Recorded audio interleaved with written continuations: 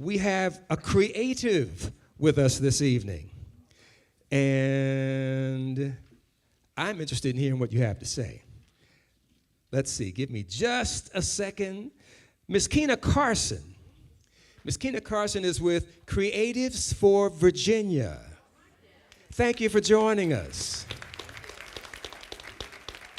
And this man comes to us from after sitting in the Hampton Roads Bridge Tunnel for about 45 minutes. Or was it a shorter ride than that? Longer.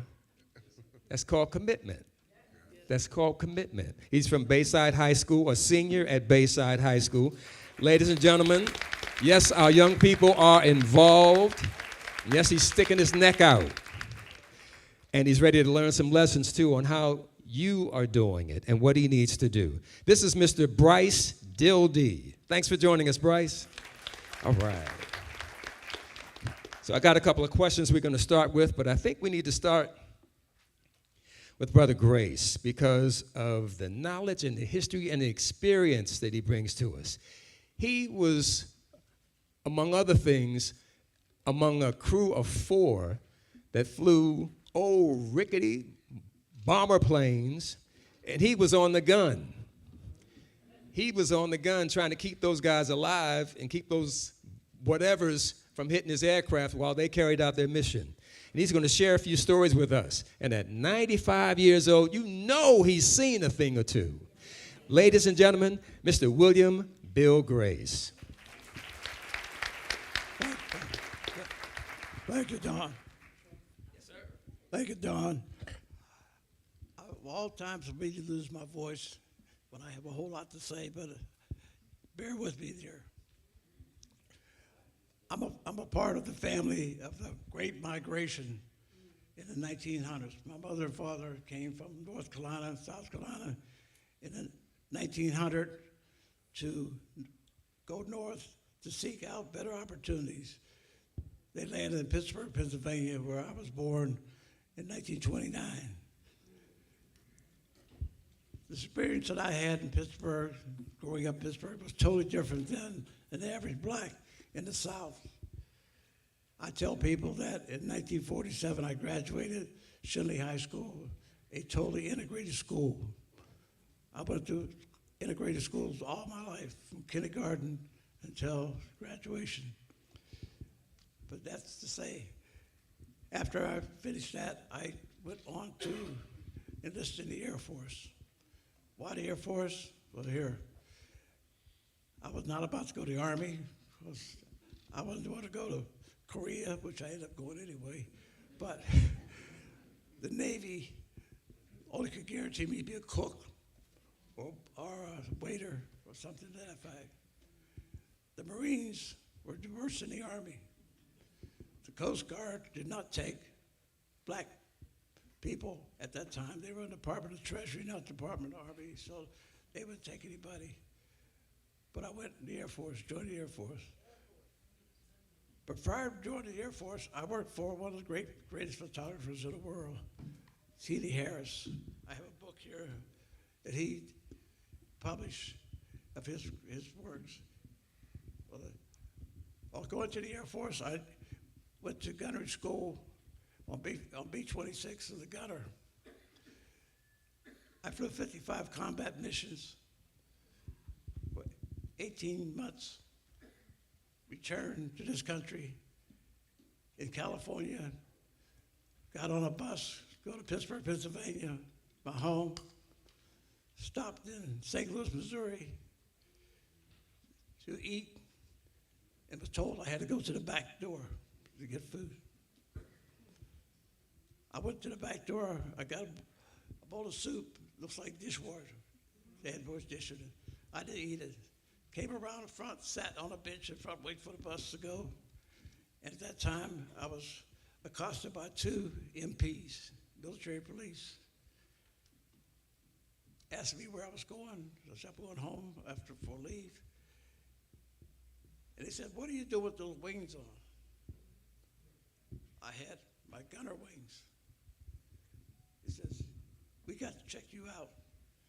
I missed the bus. I spent a night in jail in St. Louis, Missouri. after leaving Korea, flying 55 combat missions. The next day, they had called back to Camp Stoneman in California and certified that I had the Air Medal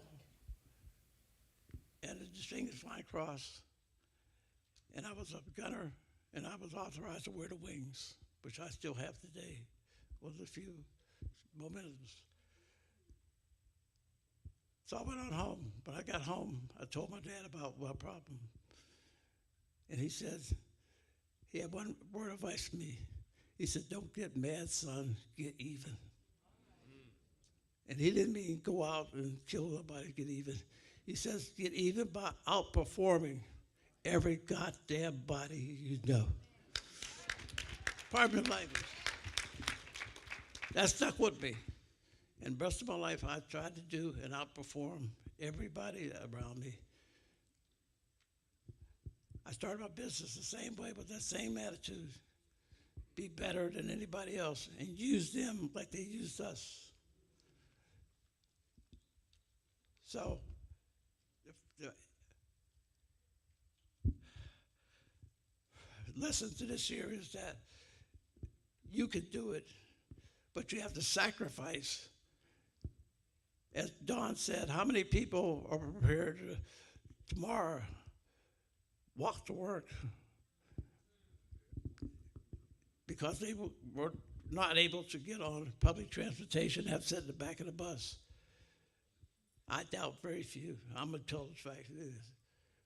We've been acclimated. We had it too good. You're not like Bill Grace, who had to come from California to Pennsylvania, 3,000 miles on a two-lane highway, Route 66, no interstates, and end up having to sleep in a car at night with 3 kids and a wife, go to the grocery store in the morning, get a loaf of bread and a pound of bologna and some mayonnaise, make sandwiches because you couldn't go in a place to eat. Today, you think that's about it. You get hungry, you see the first place you go in. You get sleepy, you check in the local hotels. But that was not an option. I had to pull in a gas station at night and sit while I took a rest from driving nonstop. 4 days of driving across country. At the same time, I served this country. I went on to service for 23 years. I retired in 1972. That's only 52 years ago. The day I got out of service, I started my business. Luckily, timing was right. The government had set a program and set aside for minorities to give contracts. I took advantage of it. And from that day on, I grew a company that was multi-million dollars and 400 employees, one of the largest in the state of Virginia. I utilized what my dad said. Don't get mad, get even. And he says, use those who use you. They have the information, you get it from them, you use it. So that's basically how I came about to where I am today. I'm sorry, my voice is the way it is, because I can be very passionate about what I've gone through. And I look out here today and in this room, how many of you are prepared to sacrifice? That is what the answer will be. You cannot get what you want unless you sacrifice. You have to give something to get something. And that is going to be a hard thing to do. But you've had a taste of good life, and you have to go back and give it up for a while to get to where you want. But the rewards are greater. Thank you very much. Mr. William Bill Grace. And one question for you. You've employed dozens, maybe hundreds of people in your business career, and you've served on numerous boards and worked with folks, all walks of life. What's one or two things you recommend folks to do if they want to have some impact on the decisions that are being made that are coming down from Washington to say whatever they want to say. I hear some folks saying, no, stop, that's enough, no more. Get involved.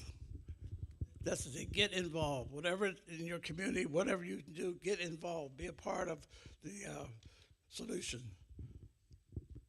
Get involved, and that's where you can do it. Sitting home on your doing nothing will not do nothing for you. You got to get involved, and that takes sacrifice. But the rewards are great. I look all the sacrifice I've done in the day. I wake up every day. I have no worries. I owe nobody nothing. I have everything I want in life. You couldn't ask for better, but I had to make sacrifices to do that. And we are prepared to sacrifice. You know, we're in a different time, I tell you. Everybody's got this mechanical cell phone here. This is what controls us today. We don't sit down as a family and talk. Every night I sit with my wife, we have dinner together at a table, and we talk. That's what you need to do in your family. You need to talk. When I was coming as a kid, we sat at the table at dinner time, and after the adults said what they did for the day, we had an opportunity to say what we did today. We talk. Talk to your community. Talk to your people. You know, it is going to be rough.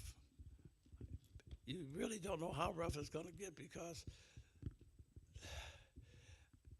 I don't know. Mr. Grace, thank you very much. A nice round of applause, please. Next, a longtime servant, the city of Hampton, and actually the state of Virginia. I remember Hampton City Council, vice mayor, mayor, former mayor of the city of Hampton, first black woman to be mayor of the city of Hampton. Moved on to the General Assembly in Richmond as a delegate and then as a state senator. You skipped the House of Delegates. Say, look, ladies and gentlemen, State Senator Mamie Locke. You don't have a question for me? Yes. Someone ask me something. See, I gave you the mic, opening statement. You said, ask you a question. I got a question. As a historian, how do you contextualize the current executive orders within the broader narrative of American history? What parallels can you draw from past administrations? Okay, I can answer that. Okay. Okay, so executive orders are nothing new. Presidents have always used executive orders. With the exception of one president, William Henry Harrison, every president since George Washington has used executive orders. It's how they use them. That's the issue. And normally an executive order is simply something that's issued to agencies to carry out the orders of the president, and particularly on issues of policies. And sometimes it's done as a way to kind of get around Congress, because you do have the separation of powers, and the court is will rarely ever get involved in an executive order situation because they want the president to carry out his powers the way that the Constitution has deemed that the president has particular powers. And some executive orders are not bad executive orders. How many of you know that the Emancipation Proclamation was an executive order? You know, or that the Peace Corps was done by way of executive order, or that Eisenhower sent the National Guard into Little Rock by way of executive order. So there are not bad executive orders. Sometimes you just got a bad president, you know, doing bad things by way of executive order. You know, I'm not calling any names, Trump. But sometimes you have individuals who don't understand the Constitution of the United States, which first and foremost, I don't think he's ever read. And it is a short document. It only has like 27 amendments, but and two of them offset each other. But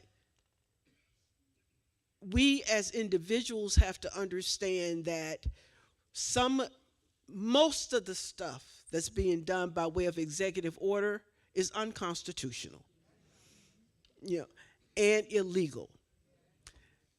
The entity that is responsible for creating agencies in this country is Congress, not the President of the United States.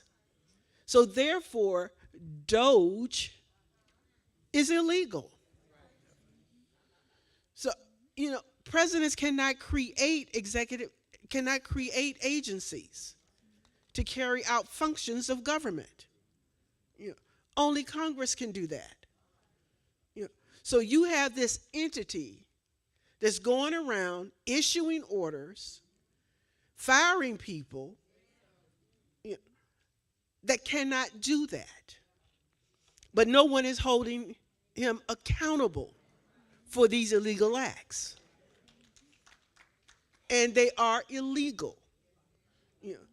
Because you got the little Trumpettes, in Congress who are simply rubber stamping everything that's being done. So I'll tell you later what it is that you can do, or I can tell you now. All right. We have this thing every 2 years. It's called midterms. In the midterm elections, you can render him useless and voiceless by ensuring that Congress is no longer controlled by the Trumpettes.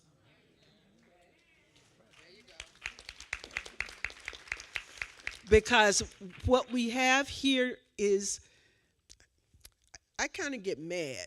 I know that the NAACP is nonpartisan. Now I can say what I want to say. Project 2025 did not come about 3 or 4 years ago. This is a 30-year plan. This has been a 30-year plan that started with Barry Goldwater and the Southern Strategy.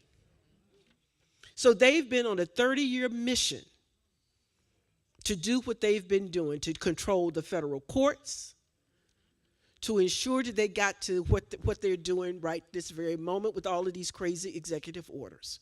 So this did not start 4 or 5 years ago. This has been a 30-year plan, and I get very upset with the party in which I'm a member because we react rather than plan. They've been on a mission, and we don't work that way. We react to their mission, and we don't message very well. To let folks know, we were out there talking about Project 2025, but all we were saying was Project 2025.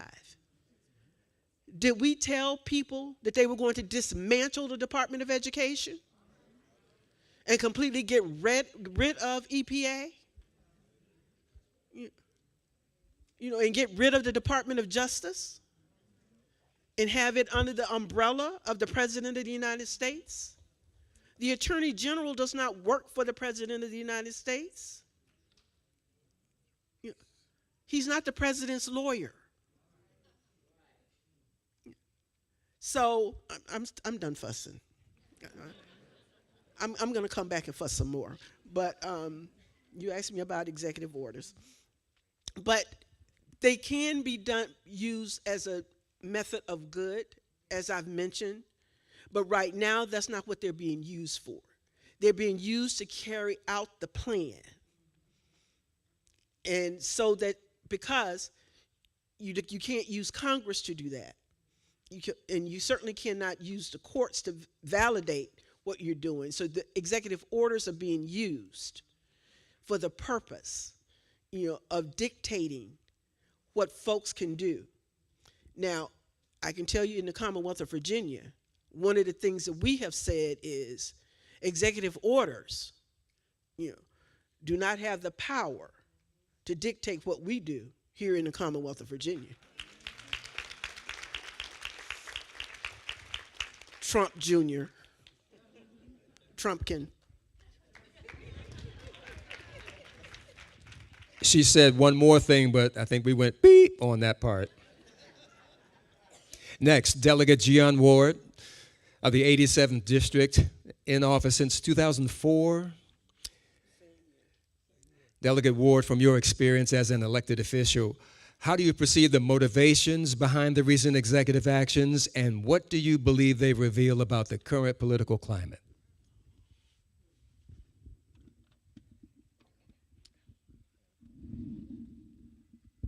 Thank you, and thank you so much again for that question. And just for everyone out here looking at me, when you say Gian, my correct pronunciation is Jawan. So I just want to, just because everybody else corrected, I'll correct. Okay, now, you asked the question, what do I think about it? Well, some of these actions just highlight this deep ideological divide in our country, with executive orders often becoming battlegrounds for competing visions of governance, whether voting rights, economic policies, or social justice. I say all that to say this. I think that he's doing these executive orders perhaps because he just doesn't understand, or perhaps he just doesn't care. That right there. Think about it. You think about all these years, people have worked their lives and they have just gotten to a point where they're somewhat comfortable. And then they find out that they're going to lose their job. And that's difficult. People don't understand. I know he doesn't understand, or he does not care. He nor Elon Musk even care about people who work month to month or week to week.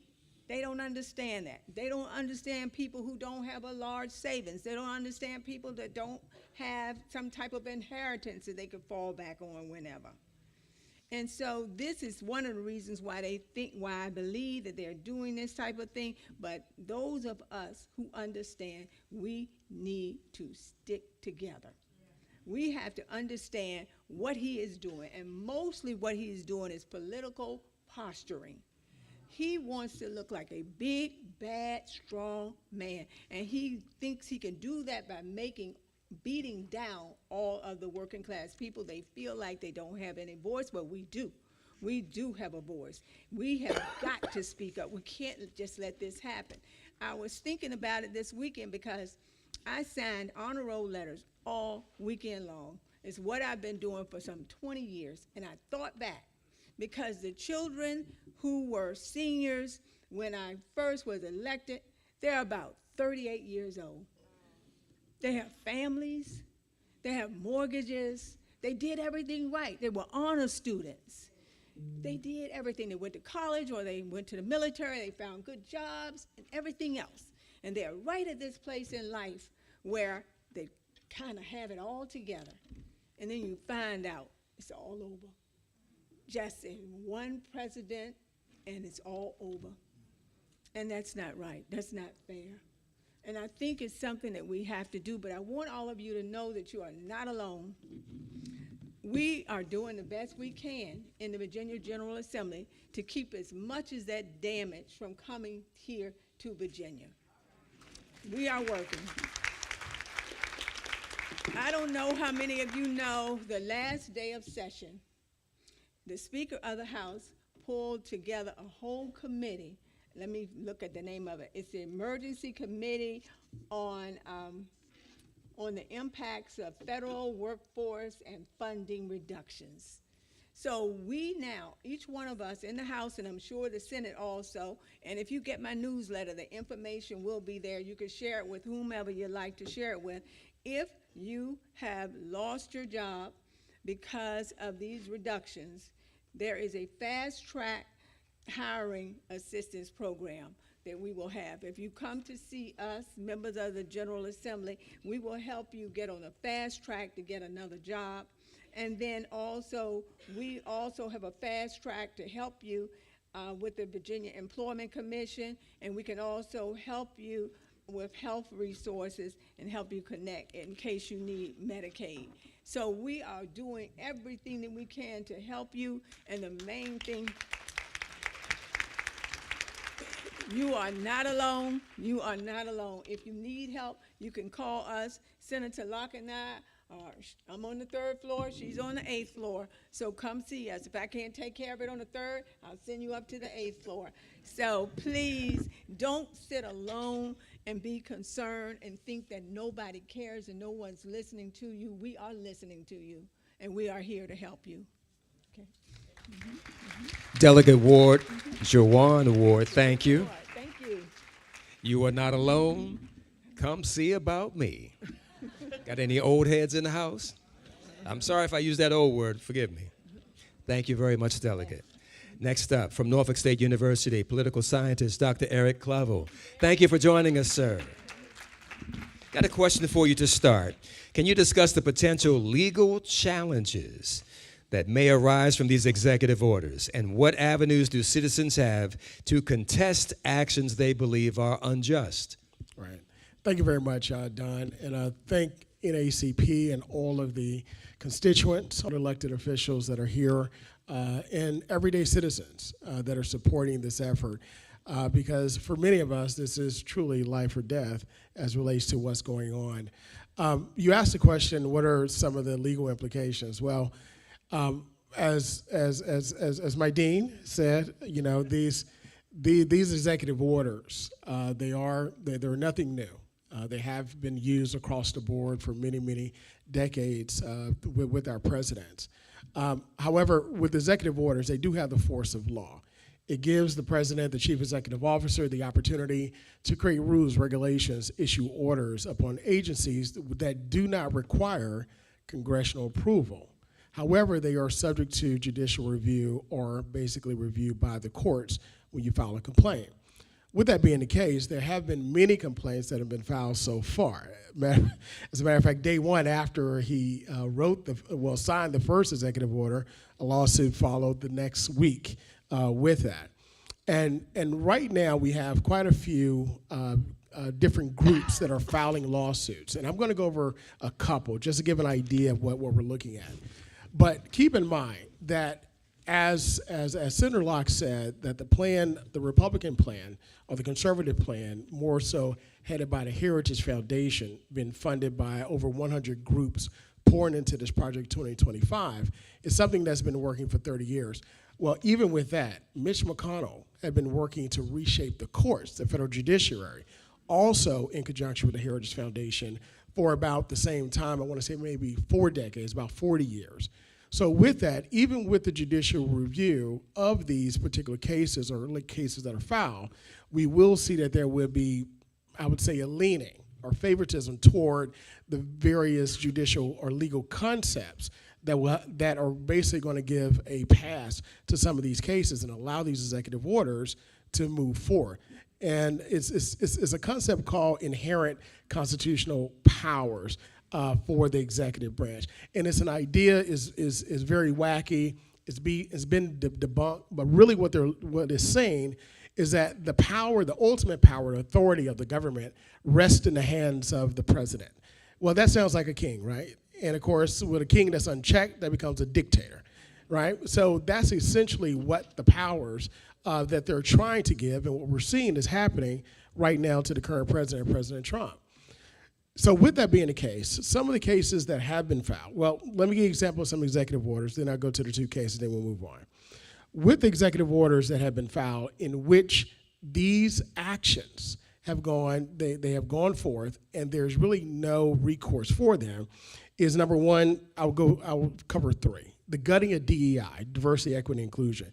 There were 5 of Trump's executive orders that were aimed to undoing the progress and of the diversity, equity, and inclusion measures within government.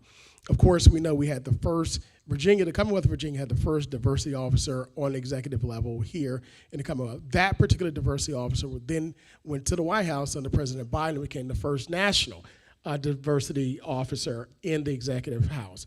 Well, of course, there's no more, as we know now under Trump. And with that, the OMB sent the memo, and they put all those individuals on paid administrative leave. They took down all of the information from all the agencies. They eliminated and scrubbed all of the social media for diversity, equity, inclusion, and it exists no more under this administration. That executive order, those measures have gone out, and there's no recourse from that. Immigration. Trump also issued sweeping immigration orders directing Department of Homeland Security to deport undocumented citizens. Even if immigrants, even if they are on or working toward their papers, they're still going to be, or still on the list, or in danger of being deported. Now, this is something that he promised he wouldn't do on the campaign trail, right? But when someone speaks, and what they do is live when they speak, so you got to believe, you can't believe what they say, but believe exactly what they do. So those individuals are now in danger of being deported, and they have deported, put them on flights, quite a few of them, to various countries already. The other part of that is relates to communities. They reduced the resources to what's called sanctuary cities as well. So funding is now being taken away from those various cities that are considered sanctuary cities, again, through executive order. And then lastly, the last executive order I will take a look at is the hiring freeze. So the federal hiring, he halted all hiring of federal civil employees. Now, of course, with this, there's a major impact on the EPA, the DOJ, and of course, it's tax season, the IRS. So with that, you find that now these actions, by the stroke of a pen, immediately go into force, and it impacts people's lives immediately. So what are some of those things that impacted individuals' lives? First, we look at the case of Dillinger versus Bassett. Dillinger versus Bassett is where Hampton Dillinger, ironically, Hampton, right? He was the head of the government watchdog office. It's called the Office of Special Counsel. Trump fired him, right? He filed a complaint, right, against his firing. After he filed a complaint against his firing, the court ruled both on both appellate levels that Trump could not fire him while this is being challenged. Trump went to the Supreme Court twice saying, hey, I want to fire this guy, get him out of here. He said, you can't do it. You got to wait until it goes through the process. So that's one case where an individual filed the complaint, and that complaint halted the ultimate objective of the order, which was to fire him. So, however, there is a temporary restraining order against that, and that's set to expire soon, but not until the courts act themselves. Another case is the National Treasury Unit versus Voight. Now, Voight is, you'll hear this name a lot. Voight is the head of the OPM, is OPM? Office of Personnel Management, yeah, OPM. Sometimes I get an OPM, but Office of Personnel Management. What this guy has done, basically, is he's the one that's orchestrating.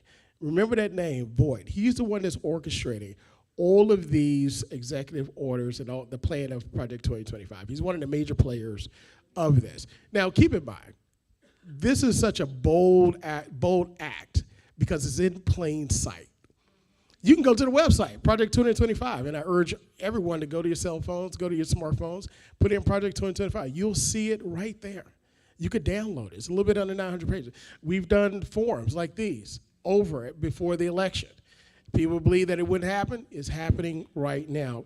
But in that case, the National Treasury employees versus Voight, days after Trump administration terminated hundreds of employees from the Consumer Financial Protection Bureau, he ordered the rest to stop working. And right now, there's a temporary halt on that.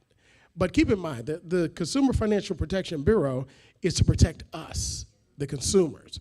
But you have an administration who has individuals in their administration ranks that want to subvert those rules. Now, I call them guardrails. I call them protectionisms. They call them regulations or holding back, quote unquote, business, what business does best. But business unchecked, what they do best is act badly. And when they act badly, it ends up impacting us, the everyday citizens.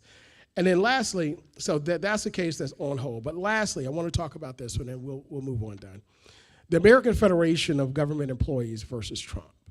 Now, this particular group this is the group that filed the action against the dismantling of USAID. USAID is basically an agency that provides funding grants across the world to all countries, for the most part, for various things, right? Good things to help build goodwill and so forth. It's what we call soft power in diplomacy. You know, if I give you $1 million to help do X, Y, Z, when I give you a call to ask you another favor, in the words of the Godfather, when I call you, you do me a favor, right? So you'll do me a favor. I don't have to use a gun. I don't have to threaten death to life. None of that, because I gave you $1 million grant to do good. That soft power is now eroded, not only through the executive order, but also through the even taking away the name off the building, right? With that case was actually challenged in the courts. However, with that case being challenged in the courts, I think it was Judge Nichols. Yeah, Carl Nichols. And remember that name. Carl Nichols, a federal judge out of District of Columbia. He actually basically, had issued a restraining order, pausing the plans. However, that preliminary injunction has been dissolved, and those 2,200 employees are now permanently unemployed, and the 500 that were overseas have been ordered to come back to the States within 30 days, I think it was 30 days, to come back to the States. And those offices, those agencies in those countries, those very important areas, those very important points, sometimes the only United States or U.S. Entity that those individuals will ever see is gone forever. Well, as of right now. And the implications of what could take place. Though a lot of those grants help to fund health initiatives for even HIV and AIDS education and prevention in those countries. Also, it helped to prevent contagious diseases and things of that nature, education about those things, and many, many other things. What ends up happening now, that can start to proliferate, those diseases, the lack of education over there, and then we have a bigger problem than we should have had before. So some of the other actions that have been filed by the American Federation of Teachers versus the Department of Education. Also, you've had American Association of Medical Colleges filing against the National Institutes of Health because of the stopping of grants and so forth. And you had many, many other groups that are filed against actions against these executive orders that are impacting their agencies for grants and research and the like. At the end of the day, what can you do as citizens? Number one, you have to, now I will say this, and this is a clarion call. It's a wake-up call to everyone. I was talking with Bobby Scott. We were together yesterday, and he said, hey, get ready for a bumpy ride. It's going to be a bumpy ride until the midterm elections. That's really where the people can speak at the midterms. Until that time, what you can do to stay engaged, you can support these groups that are filing lawsuits. You can sign up as a plaintiff, and if you can't do it on your own as a group, NAACP, the Legal Defense Fund, they're filing lawsuits as well. Secondly, you can also stay engaged by calling your representative offices, your Senate office, and not just yours, but also in the Commonwealth that are on the other side of the aisle, the Republicans and the like, because these impact their districts too, their people as well. You know, encourage them and urge them not to vote for these individuals, to confirm them, not to vote for certain things, that you don't support the Trump administration. Flood their offices with phone calls. Go to these representatives' offices, not the Democrats so much, but the other side, you know, that are supporting these efforts. But go there and flood their offices together as a group. I just got breaking news that Linda McMahon, the wrestling executive, was just confirmed by the Senate to be the Secretary of Education, which they vowed to dismantle the Department of Education, mind you. And as just a history point, keep in mind, that's nothing new under the sun. It was created under Jimmy Carter, President Carter. And on his campaign trail, Ronald Reagan vowed to shut down the Department of Education 1 year after it was created. So this has been a conservative effort across the board for years. It's nothing new, as the senator stated, my senator stated, it's nothing new under the sun. They just now have the perfect mix to effectuate it all. And they're moving 100 miles an hour without ceasing because they know they only have a set time, really 180 days to get it done as much as they can, because the implications after 180 days in politics, six months, start to become more crucial because now the people start to feel the effects. So.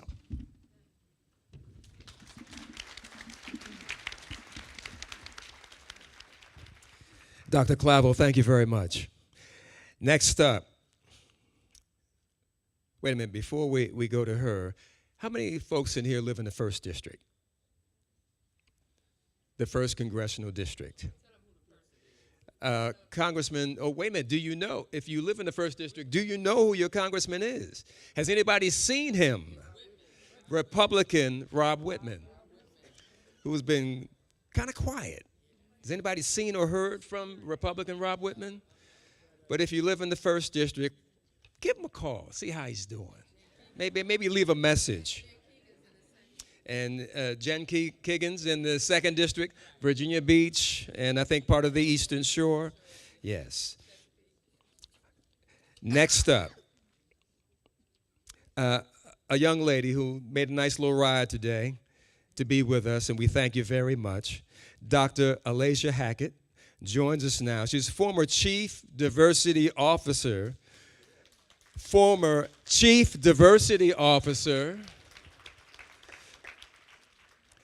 And she's going to tell you more about that, exactly where and who was impacted by her leadership. But the question to get your role in is, what are the implications of the executive orders on workplace diversity and inclusion, and how can the community respond effectively to protect these values? Sure, thank you so much. Let's give her a round of applause, a warm welcome. Thank you. Yes, I was the inaugural Chief Diversity Equity Officer for the United States Department of Labor. I was actually appointed by President Biden. I was not fired by the current president. I resigned as of January 20th. So no, I did not get caught up in this situation. But prior to that, he mentioned the very first of its kind, the diversity officer for the Commonwealth of Virginia, Dr. Janice Underwood, who actually paved the way. And I had the pleasure of serving as her deputy under Governor Northam. So I thank you all for being here. Just wanted to just kind of level set with you all and make you understand, or help you understand, that diversity, equity, inclusion, the way that it's being talked about here in the media, has it as if it equals Black communities and Black employees, right? That is a fake narrative. And so my hope tonight is to provide you with some language so that you can tell your mom, your friends, your cousins, and all of them, so they can tell their neighbors and friends what it is and what it is not, because I believe that is one of the things that has caused us to not have as big of an impact, because again, the party that I've worked for has a bad habit of not being able to articulate the things that we've been doing. And so, so diversity, equity, inclusion, and accessibility, it is my belief, with all the years of experiences that I've had, it includes most people who reside in the United States of America fit under one of those categories. It is not equal to Black employees or Black communities. Neither is it that the Biden-Harris administration, with the executive orders that we were initiating, it was not simply for diversity hires. There was so much more that we did during those 4 years than just the workplace. Some of the things we did was, yes, add to diversity as far as expanding the reach of recruitment and hiring procedures so that we can have a diverse workforce that mirror the citizens for which we serve. Because we understand that people want to trust those that are providing these services. And so if you have employees that look like your community, they are more apt to trust what you're providing for them, and we were able to look at the gaps and have different lenses at the table. So it wasn't just diversity hires. In addition to that, we were also responsible for creating socioeconomic equity across the board for communities across the board. So looking at equity in our disadvantaged communities. Some people would, again, think that it's just black and brown, and to be quite frank and honest, the black communities is number 8 on the list. The demographic group who gave the most from our DEIA initiatives are white women. Okay?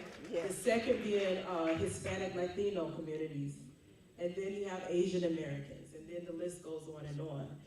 So let me just kind of level set here and explain to you that when we do DEIA initiatives, it's not just, again, racial demographics.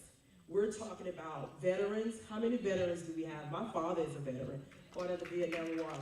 Yes. So don't let anybody question our patriotism just because it looks different. But veterans, those who have disabilities, we're talking about youth. We provided for youth who were just, those others who were justice involved or those re-entering our communities from prison. Also, we're talking about women. Think about the Pump Act. So for women who've ever had a child and you're nursing, we are also hard workers and we want to go back to the workforce, right? But we want to also be able to pump for our children's milk. And so the Pump Act was part of the DEIA that allowed women to have a special room assigned to them so they can have the space, the time, and flexibility to pump. So that is part of DEIA. In addition, some of the other things that we worked on, specifically at the U.S. Department of Labor, looked at wage theft. A lot of people do not understand wage theft. And what that means is when you think about your pay, if you have an hourly pay and you are employed by an employer who requires a uniform, I remember working at a fast food restaurant in college. I look older than I am, about 27 years ago. And they required me to have a uniform, so I had to pay for 2 T-shirts, to work, right? Well, that is against the law. You can't do that. So that's wage theft. So we wanted to make sure that we are going into the communities who need this information, and those communities are typically what is defined as disenfranchised. Those are the underrepresented, under-resourced communities, those marginalized communities who do not get the information, who are not being notified of their rights. And so we're going into these communities and ensuring that we're providing the information to everyone so they can know their rights, especially in the Southeast region, because we have preemptive laws in the South. For instance, there is the southern states that typically have a minimum. They don't allow you to change the minimum wage. And so we want to make sure that our employees understand their rights. Other things that we provided as well, like for instance in the Department of Labor, is ensuring that we created good paying jobs. We had the Good Jobs Initiative, and what that entailed was apprenticeship and pre-apprenticeship programs. There are a lot of people who go to university and colleges to get the 4-year degrees, but then there are also folks who cannot go full-time, and just take off from work, right? And so these registered apprenticeship programs allow for individuals to gain skills, work, and be paid at the same time, and then be certified and come out with the good paying jobs. The DEIA initiatives expanded that to the communities that needed them the most. I would also like to say everything we did in the Biden-Harris administration was data-driven. We had to have evidence because there was pushback when we were inside too. Like if we try to do something, General Counsel came, can we do this? Is there a possibility for any kind of lawsuits? And the thing about it is we had to have data to support everything we did. So any barriers that we addressed, we had proof to say why we needed to be in a certain community, why we needed to be in a certain area. And here is what I say because I was in the Department of Labor: follow unemployment. When you follow unemployment, you go to the areas who are more socioeconomically poverty. And therefore, you have to provide those programs in those areas, marginalized communities, so they can know about the programs, the initiatives that we are striving to make our citizens become more they want to work, right? So you provide them with the opportunities. Also, let's think about our disability community. DEIA, that accessibility is for disabled, right? And so those are things like accommodation, reasonable accommodations. We cannot forget about our disability community. And so a lot of times they want to take the A out of it, but the truth of the matter is DEIA includes accessibility. So that is as simple as providing an individual, say they need a software program because they have sight problems with their computer. Right? So you want to provide them accommodation to upload the software so they can actually continue with their work. Those are the type of things that DEIA has done. That's what it is. That's what it's not. And then providing Wi-Fi to rural communities. Y'all know during COVID-19, when those children had to drive to McDonald's and different places to use the Wi-Fi to do the work, we found out that a lot of the rural communities did not have Wi-Fi. And therefore, the bipartisan infrastructure law pulled in some DEIA to ensure that we were reaching these communities. So I want you all to understand that as you have your talking points, that you can take this back and say, no, it's not just about racial demographics. It literally applies to everyone. We have veterans employment training initiatives, and some of the grants that he talked about earlier provided. We were connecting with community-based organizations, the boots on the ground, you who are touching the community members, providing you with the resources so you can touch. And so it's important for you to understand this information, because the people that are talking the loudest obviously have no idea what it is and what it isn't, which is why they're trying very hard to dismantle it. And it's going to negatively impact so many people because they've not read. And I think reading is fundamental. So for me, I think it's important, again, for you to contact, stay alert, stay aware of what's going on. As they talked about, be part of the litigation, contact your representatives, but more importantly, Virginia has an election coming up this November. And I believe, as we did in the onset in providing the leadership for diversity, equity, inclusion, and accessibility across this country, because of the first of its kind, there was not another chief diversity officer in the executive level of a governor's office before Dr. Underwood, right? So here we are again, we can lead the way.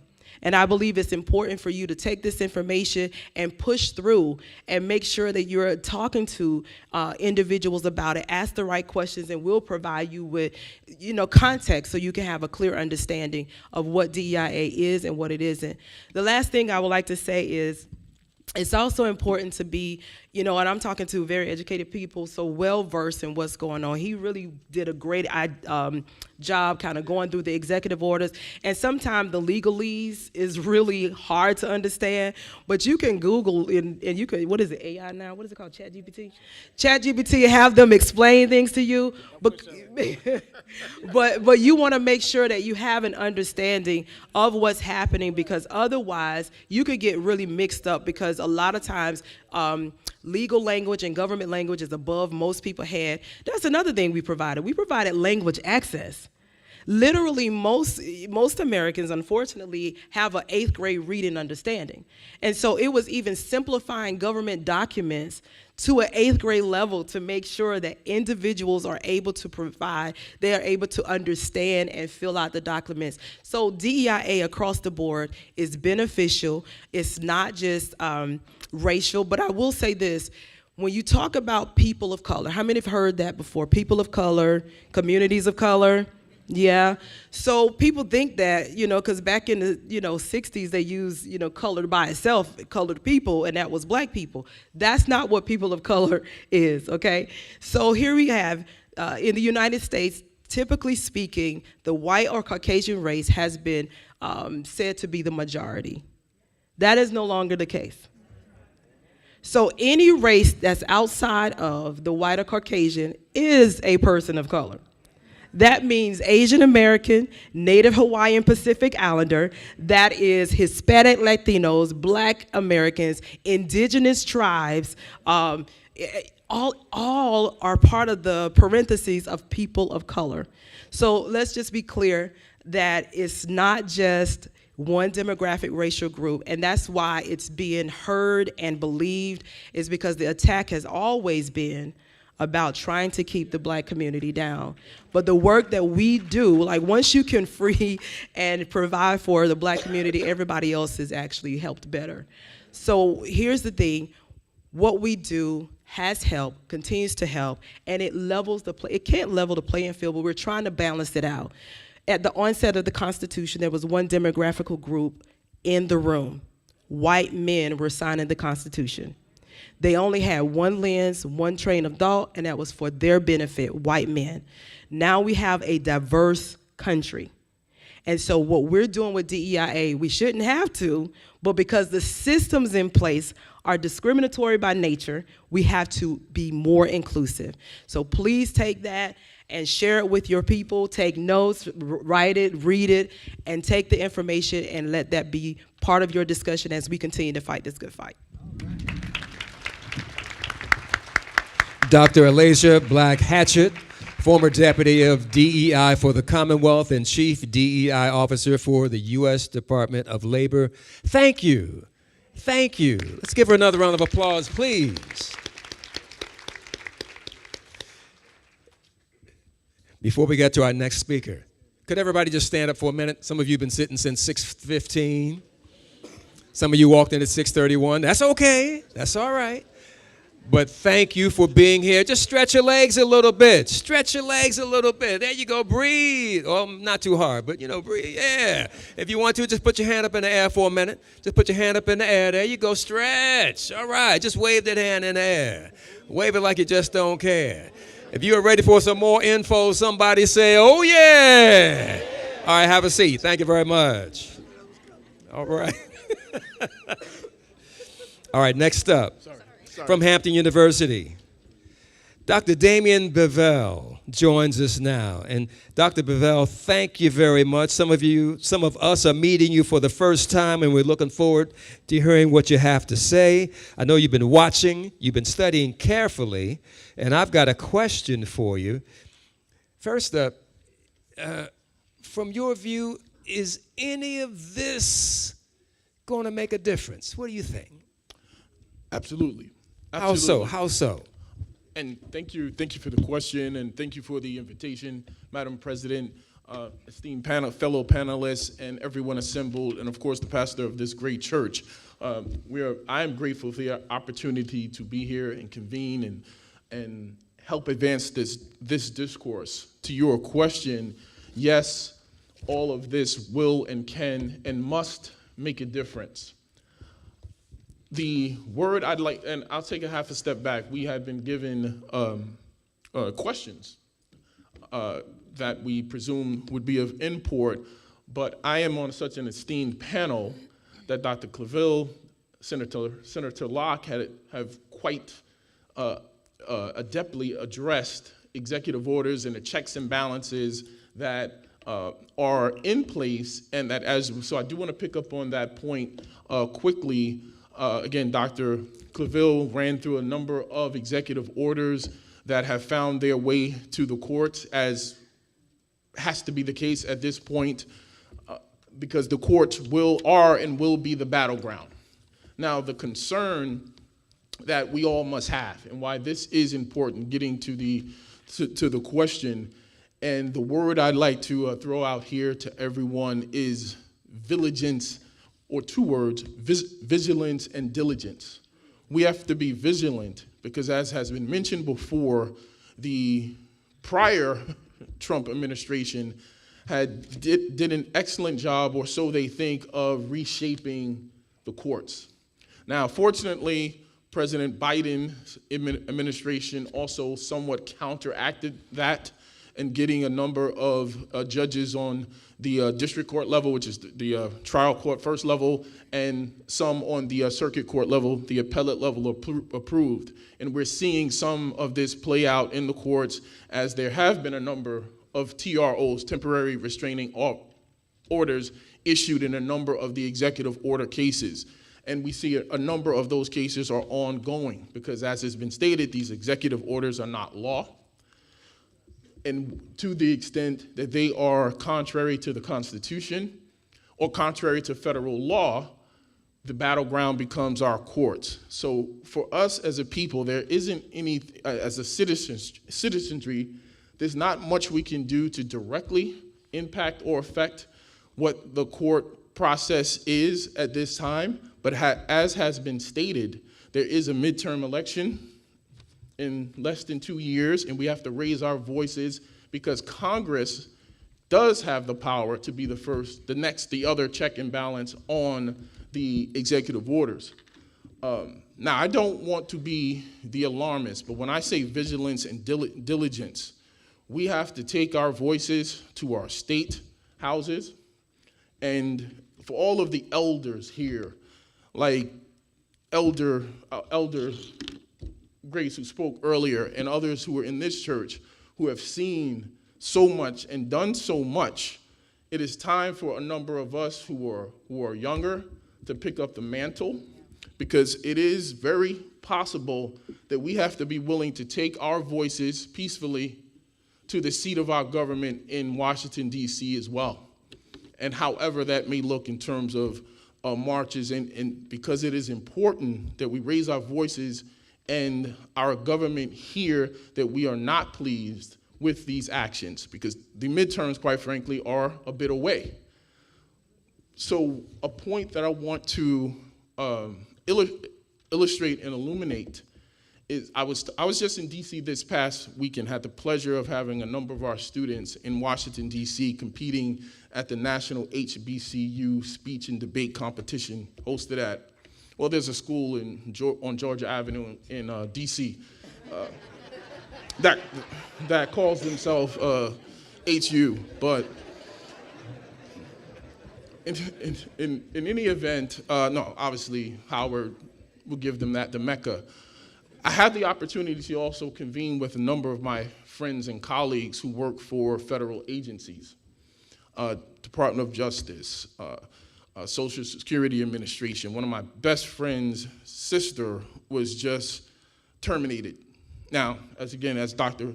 Clavel stated, a number of class actions have already been filed, so folks are not taking these matters lying down, but obviously the court process is a process. So I've met with a few different of my colleagues and friends who are scattered across the different agencies, and the thing that we all need to fully appreciate is, and I'm sure many of us know people who work for, if we have in ourselves worked for directly for a federal agency. The point that we need to understand with the attack on so many agencies and the funding that comes through some of these agencies, the reality is, setting aside, not lacking importance, but setting aside the people who work for the federal agencies directly, the reality is the federal government indirectly facilitates the largest employment program in the country by way of all of the institutions and individuals who ultimately earn a living indirectly through the resources, through the funding that flows from the federal government to institutions. Again, Dr. Clavel, colleague in higher education. I see one of my colleagues from Hampton here, Dr. Mason, just to illustrate this example. Many people are not aware of how much funding colleges and universities, particularly our HBCUs, are reliant upon that flow from the federal government. There are specific programs that are funded, and as Dr. Mason well knows, there are funds. The way federal government contracts work, the big funders such as NIH, National Health Institute, National Science Foundation, NSF, the way these government contracts work is, say I were to get a grant for, say, $1 million, use an easy number. The contracts are structured such that 50% of those funds are what are called what are called indirect cost. So multiply those numbers out. So 50% of the funds go to the institution, the higher education, to fund or support many different aspects of the institution other than the specific research project or whether that grant was received for. So these institutions, if they lose this money, they are in a position, how do you make up for that shortfall? Because so much of the funding, again, goes to things other than the very specific thing.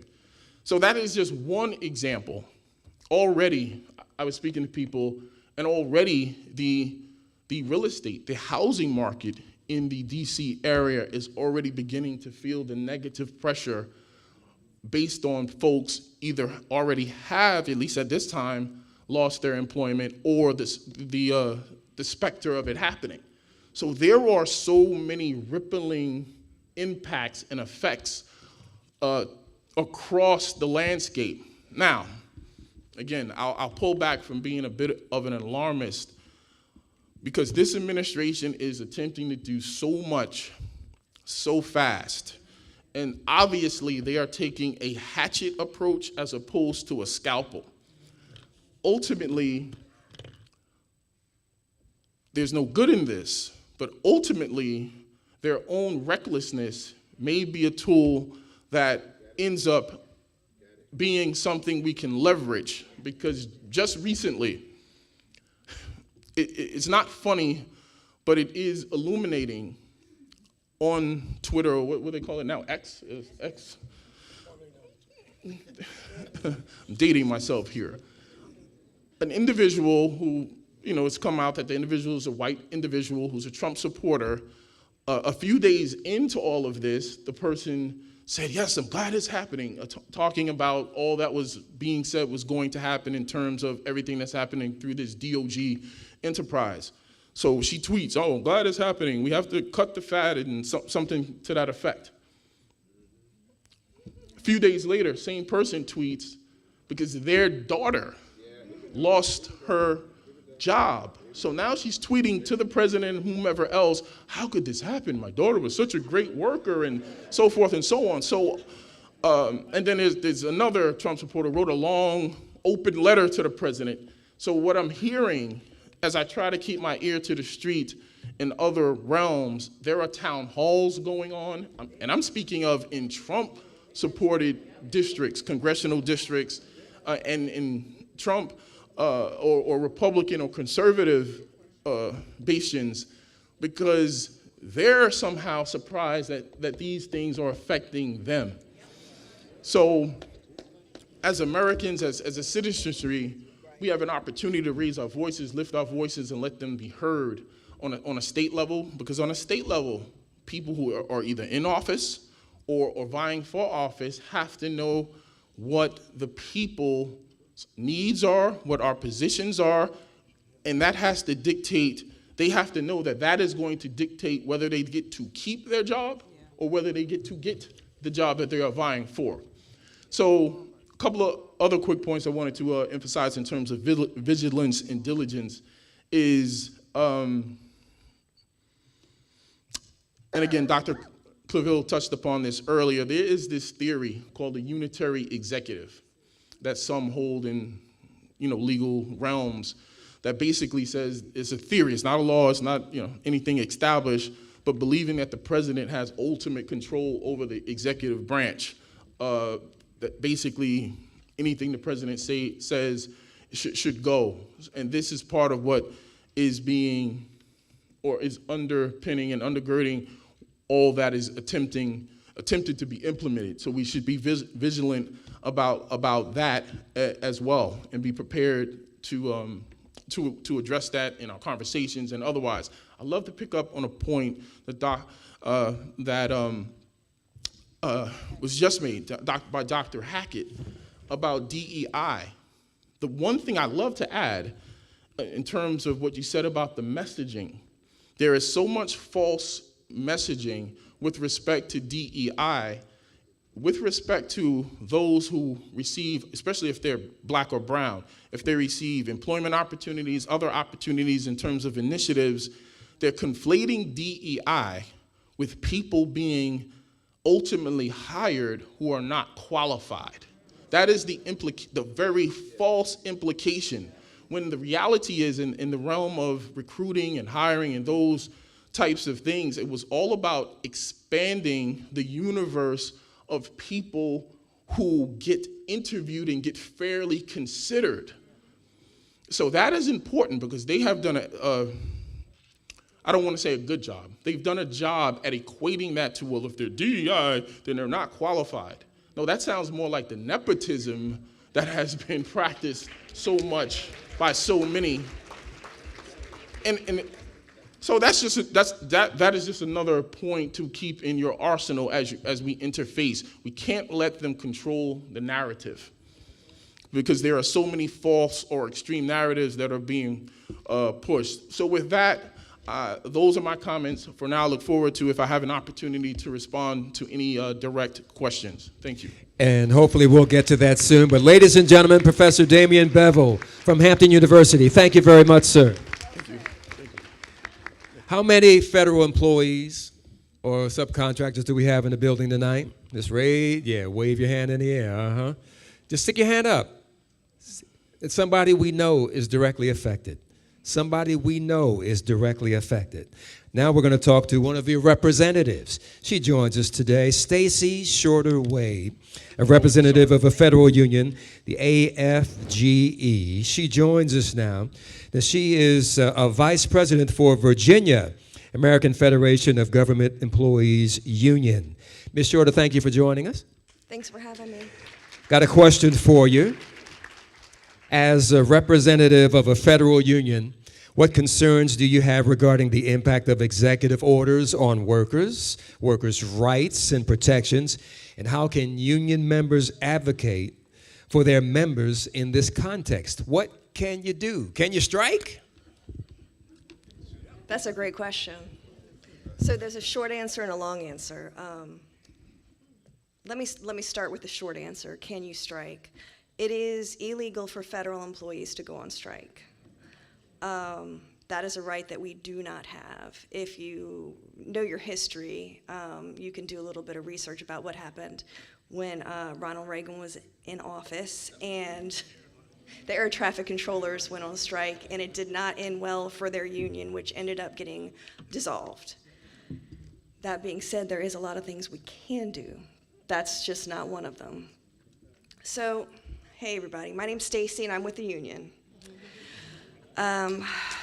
Thanks. So, I'm a federal employee. I'm not here to speak on behalf, this is my disclaimer, I'm not speaking on behalf of the VA, the Veterans Health Administration, even though that's where I work. I am here speaking on behalf of AFGE Local 2328. That's the American Federation of Government Employees. We're the labor union that represents all of the professionals who work at the Hampton VA Medical Center. We represent all the nurses, the doctors, the pharmacists. Where's my AFGE folks at? We got some social workers over there. I got a registered nurse. Yep, all right. So, at the VA, what we have experienced has been a part of the larger issue with the executive orders and the attack on federal employees. When you think federal employee, I want you to think about TSA when you go to the airport. They make sure that you're safe, right? I want you to think about USDA, make sure your chicken's safe. I want you to think about EPA, can you drink the water, can you breathe the air? AFGE is the largest labor union representing federal and DC government employees. We're huge. So all these people that keep the country running, the civil servants, we're the ones that are under attack. Just recently, at my agency, we had 12 employees who were terminated without notice and without cause by OPM. They were not terminated by their supervisors. They were not terminated by their agency. Think about that for a second. These 12 folks came into work one morning and tried to log into their computers and found out they had been locked out of the system. Apparently the evening before, after their work shift ended, someone from OPM, who did not sign their name, sent them an email saying you've been terminated. So these folks didn't find out until they came into work and tried to log in. Their supervisors didn't know they had been terminated. The director of the hospital didn't know they had been terminated. I'm not talking about trimming down the budget. I'm not talking about percentages or numbers. I'm talking about Shay, Ryan, Janice, Brian, Marisa, Ausgenia, Alex, Tony, Morton, Kendra, Myron. I'm talking about the retired Navy chief that was fired without cause and without notice. I'm talking about the mother of 3 who is on 80% service-connected disability who was terminated without cause and without notice. I'm talking about my coworker who was due to have a baby in 3 months, who was terminated without cause and without notice. This isn't just happening here, but it is happening here, right in the city of Hampton, but it's happening across the country. OPM is unilaterally sending emails out to employees saying, you are terminated. No notice, no cause. What they write in the letter is your services are no longer necessary. They said that all these terminations were for employees who were on probation. However, I can tell you for a fact, at least one of these names that I just read you is not. They made a mistake. They made an error.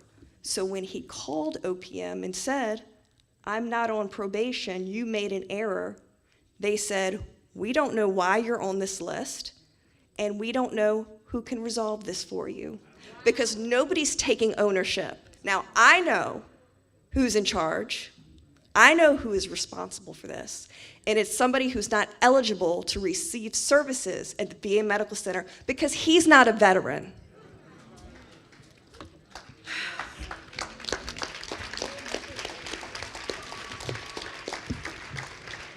So we're supposed to talk about the executive orders, and I really think that my colleagues up here have done a good job explaining what they are and the damage that they do. The bottom line that I want you to take away from this meeting tonight, if you take nothing else away, a lot of them are illegal and improper, okay?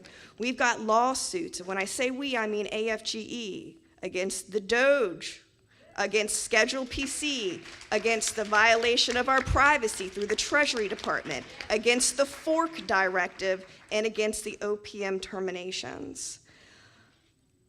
They're coming at us so fast, hoping that we're overwhelmed. The goal is to create chaos so that you feel paralyzed. There's so much, it's so big, it's so horrible, there's nothing I can do. But that's not actually true, all right? So I'm just gonna wrap up by saying that there's 3 things that you can do, that we can do, all of us together, all right? We got 3 options here, and there's no rule that says we only have to pick one, right? We can take this to the courts, we can take this to the Congress, or we could take this to the streets. Those are our 3 resolutions. Great job. Thanks, y'all. I'm gonna pass the mic.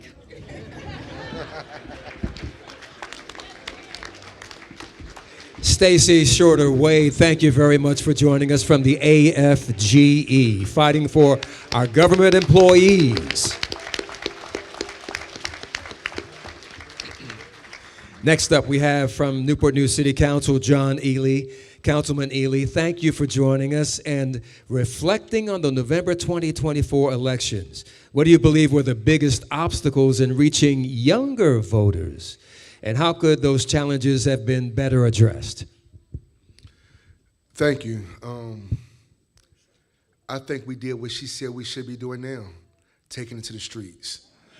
I think the messaging was not clear to our younger generation. It's sad in my heart every time I got a haircut, the talk at the barbershop was, I'm voting for Trump. They did not understand the consequences that we're having now because of those decisions that I'm voting for Trump. What we must do now is organize, strategize, and fight. Just yesterday, I went out to eat with my mom and my aunt. And my aunt is like the matriarch of the family. She's always happy. She's always excited. If there's a problem, she's going to get to the bottom of it. But yesterday, my aunt was sad. She's a government worker, been working in the government for 30 years.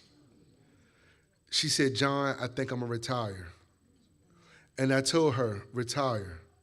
We will stand together as a family. But what we're not going to stand for is chaos and destruction.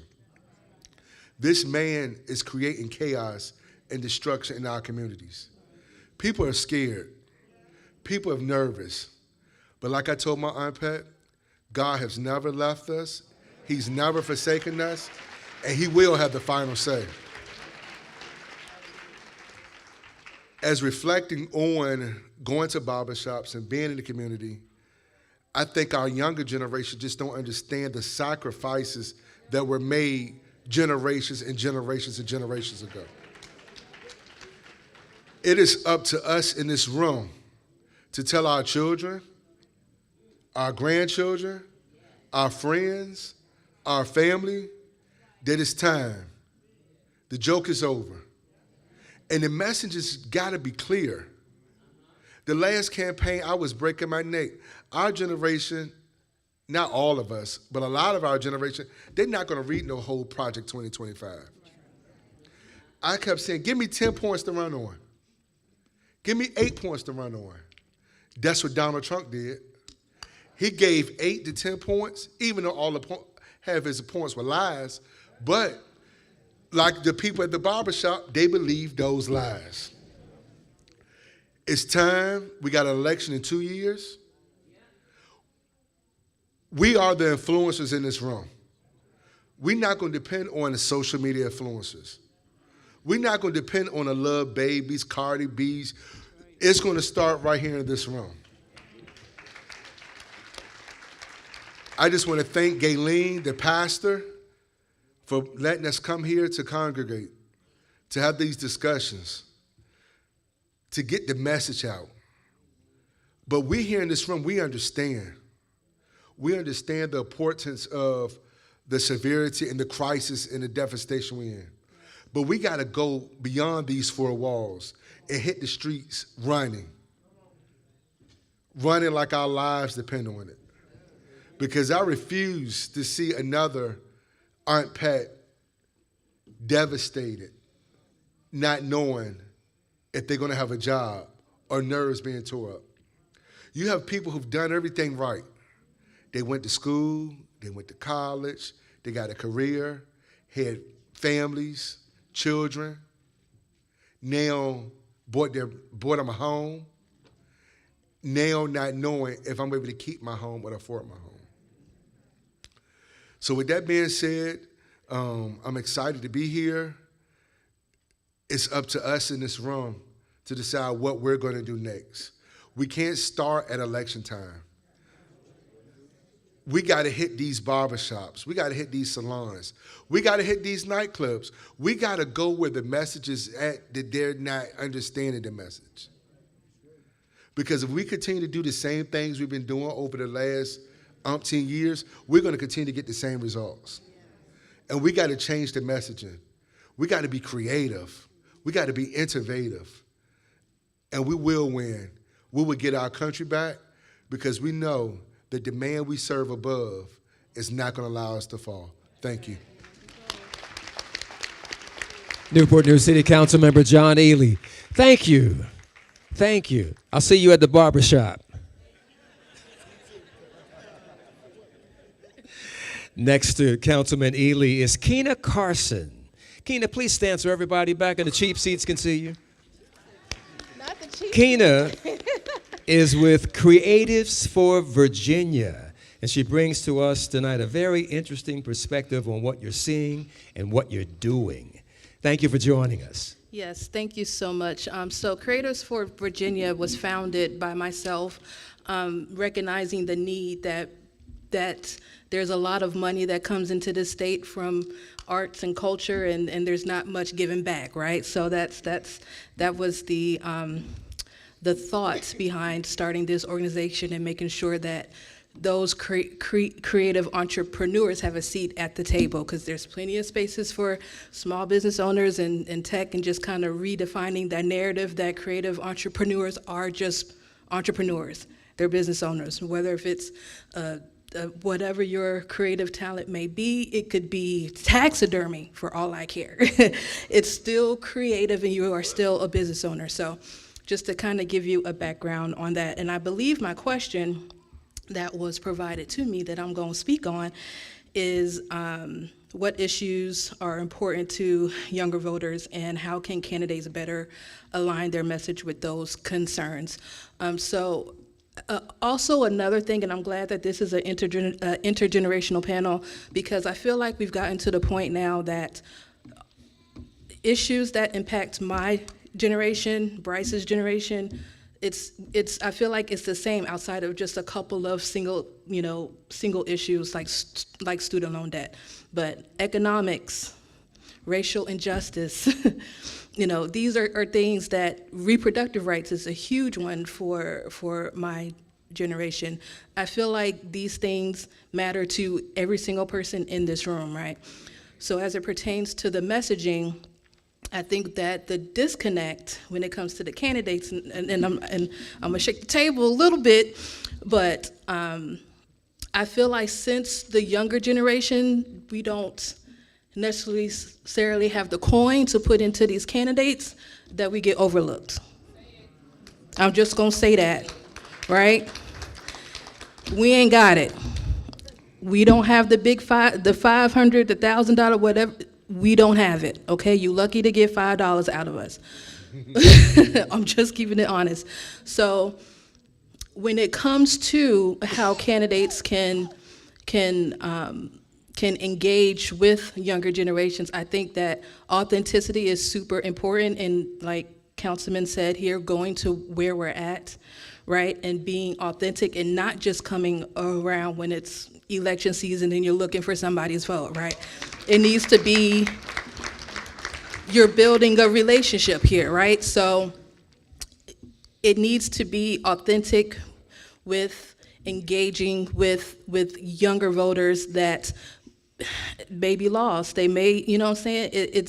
They may have questions. They may not necessarily know what's going on, but they want to be a part of it. But a lot of times the candidates want to know that, or what issues affect us, because again, you only come around during election season. So I just encourage any candidate that, my organization, I was blessed to do several activations for the Harris Walls campaign. They let me throw a day party, y'all, with alcohol. They let me do it, right? Because I'm like, if y'all want us to come, you're going to have to supply, right? We talking about early voting, and you want to get the vote out, and you want me to bring people in, let's make it something. And also I had the opportunity of doing a creator lounge, which is essentially, because again, I'm Creators for Virginia, so I am a product of Newport News Arts Programming, right? I'm a product of it, and I'm proud.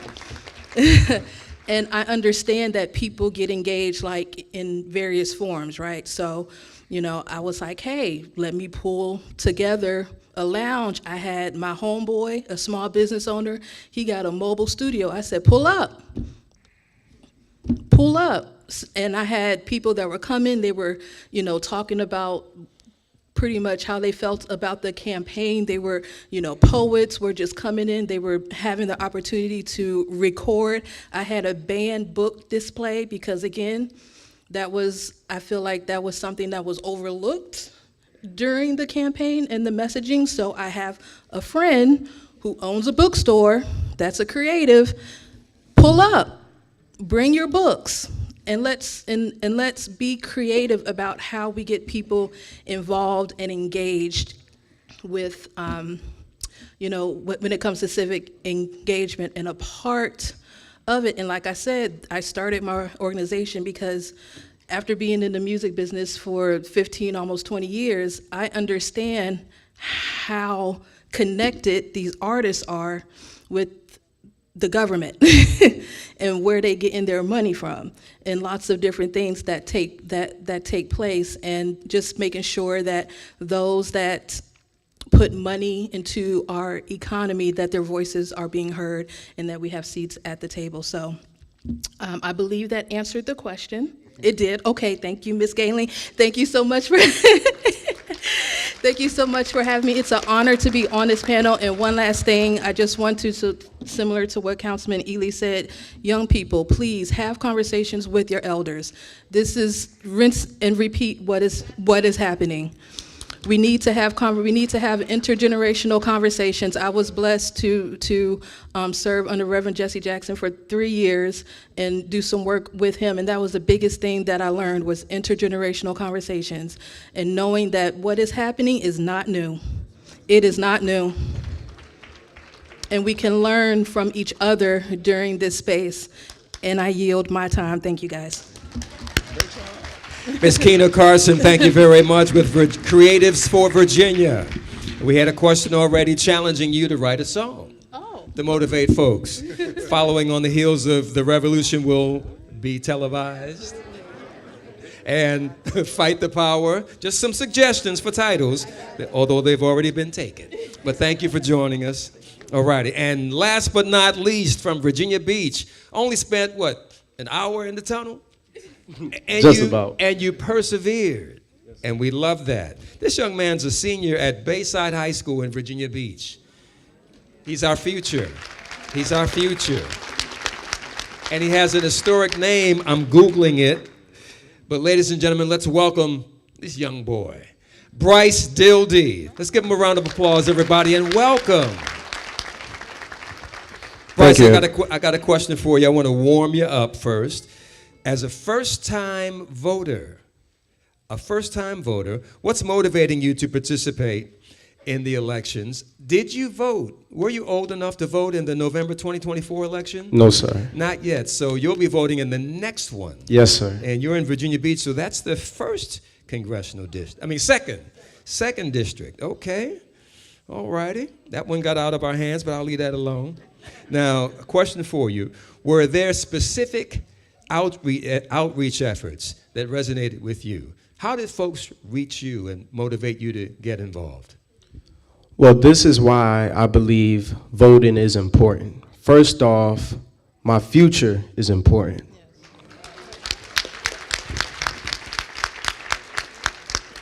And my tomorrow is important as well. I remember being at school, and I was asking some of my peers, were they registered to vote?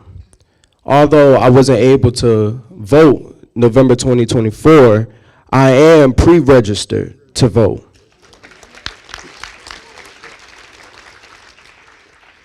And I remember asking them, are you registered to vote? And they said no. And most of them were of age to vote. And they said, voting doesn't matter. Politics doesn't matter. But at my age, for the young people of today, you say it don't matter now, but when federal funding is taken away from you, what are you going to do then? How are you going to be able to pay off your college debt? You can't. And that's holding you back from success. And also, they said, well, I don't want to stand in line so long at the voting centers.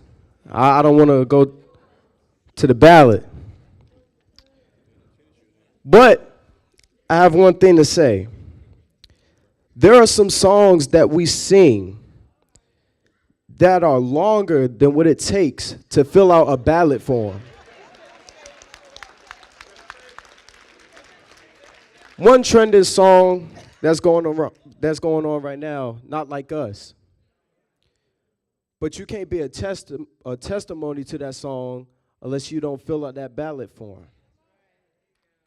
And then there are some elected official terms that are going to be longer than what it takes to stand in that line. You mean to tell me you can't stand in line for 30 minutes, but for 2, 3, 4 years, your future can be negatively affected? And I believe voting is important. And I remember I've been under my mother's wing, going to the voting centers since I was 1. And I remember I've always wanted to go because at the end, they'll give you a little sticker saying that I voted. Now, even though I wasn't of age to understand, I was still influenced. And over time, as I watch the news and see what's going on in the world, young people like me, we need to make a change. If I can't vote, then can you just do it for me?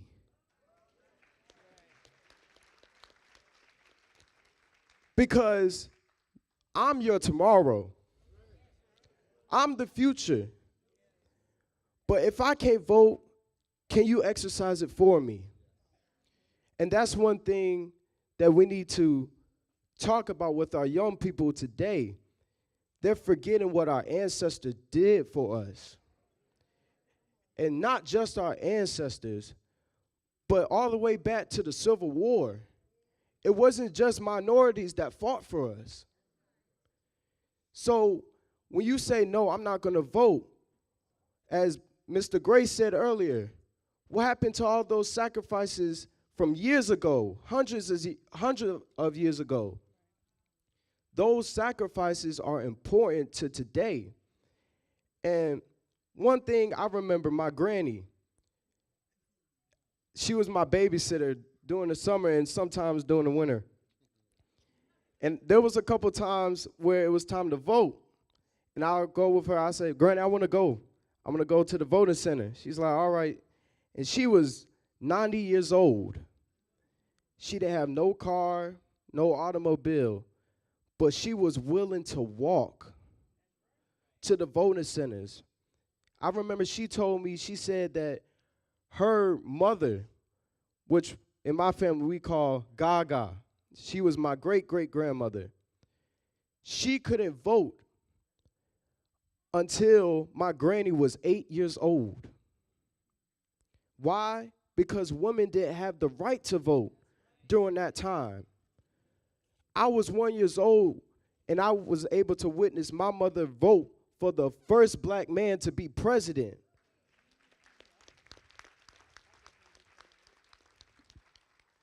But my granny didn't have that opportunity. So again, I ask, why waste those sacrifices that our ancestors made for us? Those sacrifices are important. And if we want to succeed, we have to put the work in. And as she said, creativity and consistency is key. So let's not sleep. Wake up. Bryce Dildy, thank you very much, sir. Give him a round of applause, everybody. That's our future. Wow. Test, test. Wow. Wow. Pay attention to that name. Pay attention to that name. Bryce Dildy, pay attention to this name. You know, someone said earlier, and we're going to do some questions. We're going to do more of this, so we may not get to everybody tonight, but I took the questions and combined them together so we can get through. We don't want to keep you here all night. But let me just say this. Someone sent me an email saying, young people don't care about what happened in the past. What did you just hear? Well, somebody who couldn't even vote. He said vote for him. Vote for the people who can't vote. So I want to thank you, Don, for moderating this and all of our panelists, and we'll let you all do closing remarks. But what I want to take some of these questions, and let me just say this: the election in November is critical for Virginia. This administration believes in states' rights. States' rights ain't never worked for black people in the past because of slavery and civil rights, because we were protected by the federal government, right? We're not going to be protected by the federal government. We have to make sure that we support candidates and support our agenda for governor, lieutenant governor, and for attorney general, and pick up more seats in the House so we can keep Speaker Don Scott, to be the speaker. Please. We got to do it. And we have to turn out the numbers even higher. As they said in the last election, 60 million people who were either registered to vote or weren't 90 million people who were either registered to vote or not registered to vote didn't vote.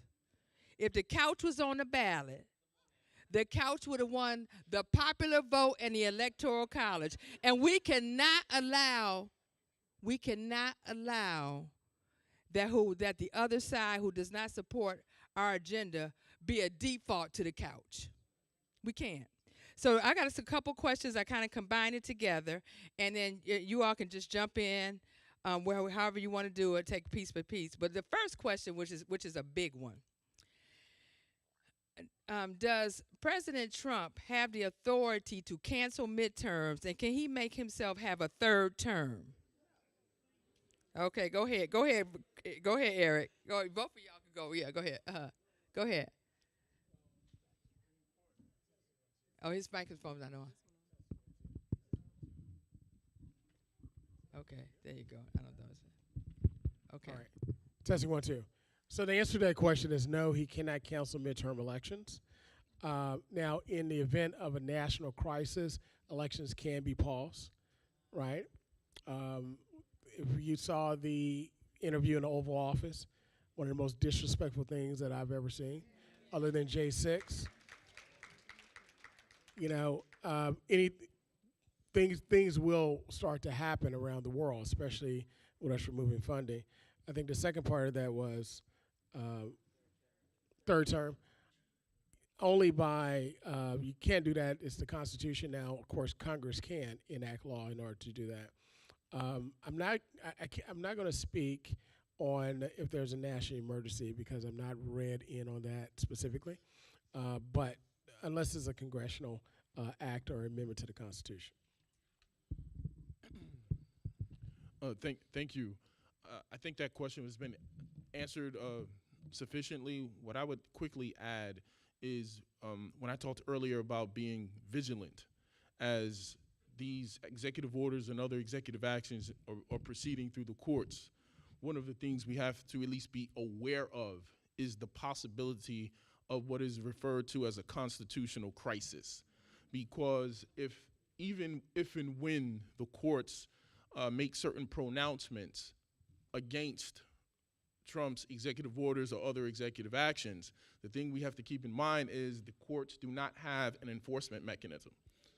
So we haven't been there, and I pray and hope we never are there where the executive branch, the president, doesn't obey what the courts say.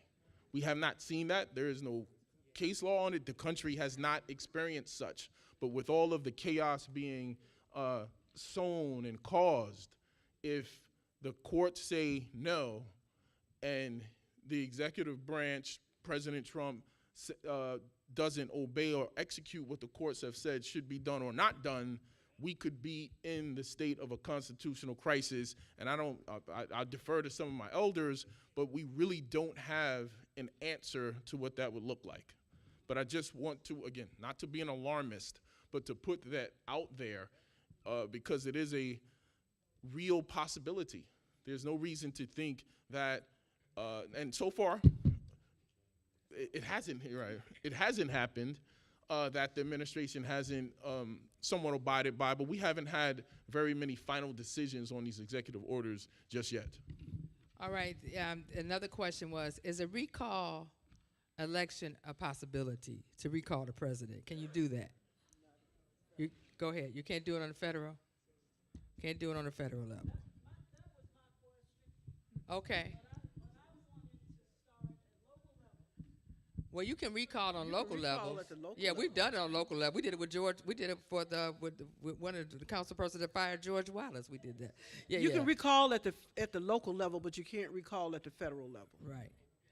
All right. So let's move it. So we're gonna talk about HBCUs. It was a question about Virginia State University is owed $12 million from the Commonwealth of Virginia, and like many other of the HBCUs is owed by money. Will the General Assembly do anything with that? Where does this come from? Who asked the question about the Virginia State University? $12 million. I'm sorry, $12 million. Where is that coming from? I don't know. I'm just asking the question.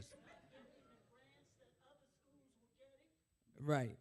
So the money, okay, so let's take it to the federal level. Right, it must be the land grant. I think that's what that is. Right. That's the land grant? I mean, if you're talking about land grant, that is probably correct because Virginia State is a land grant institution, as is Virginia Tech. And of course, Virginia Tech has been getting more resources than has Virginia State. Over the course of the last few years, we have been trying to ensure that both Norfolk State and Virginia State have been getting more resources than they have been getting in the past to try to catch up to what the other state schools have been receiving over the course of the years. In this last budget, we gave what's called a HBCU grant of $20 million to both Norfolk State and Virginia State. Thank you. Okay, we have a question about senior citizens. So our senior citizens, they're concerned about the security from Russia, security in terms of security. And I don't know if anybody on this panel can answer this one, but what are some of the things that we could do to protect ourselves, or well, we can't be from federal level, but to protect ourselves from what's happening with Russia and all these other countries? It's federal. Yeah, well, I'm gonna get to Social Security. I think that. Well, let me just sidebar to this one. How did Elon Musk get so much power? Nobody is questioning it. Say that again. Go ahead, say it. Go ahead, say it. And anybody can jump in on that one. Trump sold it to him. Go ahead. No one is questioning the fact that this person from apartheid South Africa is. No one is questioning the fact that this man has been given this job, not approved by anybody, and in this non-approved position of Doge, which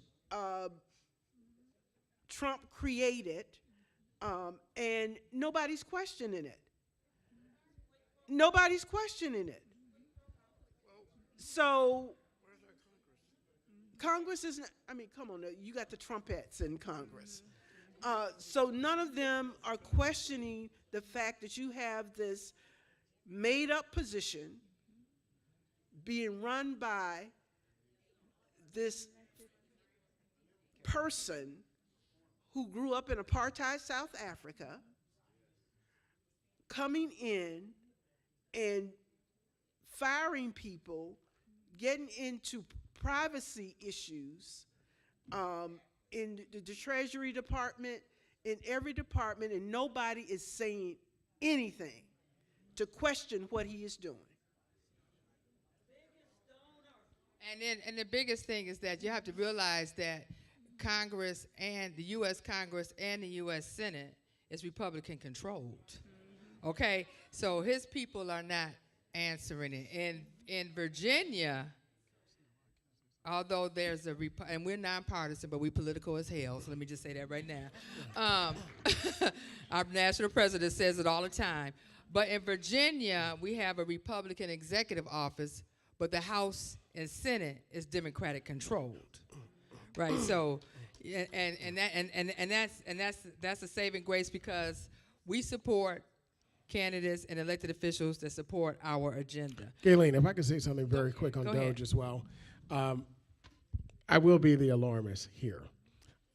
What he is doing, what he's been allowed to do right now in the federal government is one of the most dangerous things we've ever seen. And I'm being very honest with you here. The reason why is one of the most dangerous things. First of all, Senator is correct. It is illegal. The courts have yet to rule that it's illegal, but it is illegal. It has been challenged by the Democrats. However, as Gayleen said, the Republicans control the House and the Senate. So therefore, they control the committee, the chairmanships of those committees. And in the chairmanships in the subcommittee and the main committee, where the main hearings take place before it even gets to the floor of Congress, he's been blocked. The efforts of the Democrats to bring him forth to ask him very important questions have been blocked, especially in the subcommittee that Marjorie Greene is a part of. Trump is also exempting him from public disclosure of documents of what he's actually doing. Now, there is this provision in the federal government where you can be a temporary employee for about 130 days without actually being declared an employee. You can be paid or not paid. You know, it's one of those situations where you could bring somebody in to help you get settled in the office, you know, and that type of thing, right? But he's operating, it's very tricky of how he's operating because, again, it's not congressionally created. It's not an agency, a proper agency. We don't know if he's getting paid or not, but he's giving the latitude to do whatever he wants to do. And he's legislating by X as well, very similar to his boss. You know, President, or is Musk his boss? I'm not Trump's boss. I'm not sure, but yeah. And speaking of conflict of interest, Musk has gotten $15.4 billion, $15.4 billion in government contracts. So when the Republicans, you hear this false narrative that government doesn't work, oh, it works. It works for you if you could control the pen and where the money goes. Lastly, I'll say this: what I believe is the most dangerous thing that this man is doing, been allowed to do, and he's being unchecked by the president's own party. He could be checked, but they are not doing it, and that's one thing that the Democrats have to do. They have to speak truth to power and get that narrative out of what they're not doing, and make sure they're held accountable for it. But the very sensitive data is the most valuable commodity we have now because our lives operate on these things here, right? All our sensitive information. The information that he's received from certain agencies has, you know, it has been upheld in one instance from a TRO that was actually filed against it. He was requesting data of the IRS as well.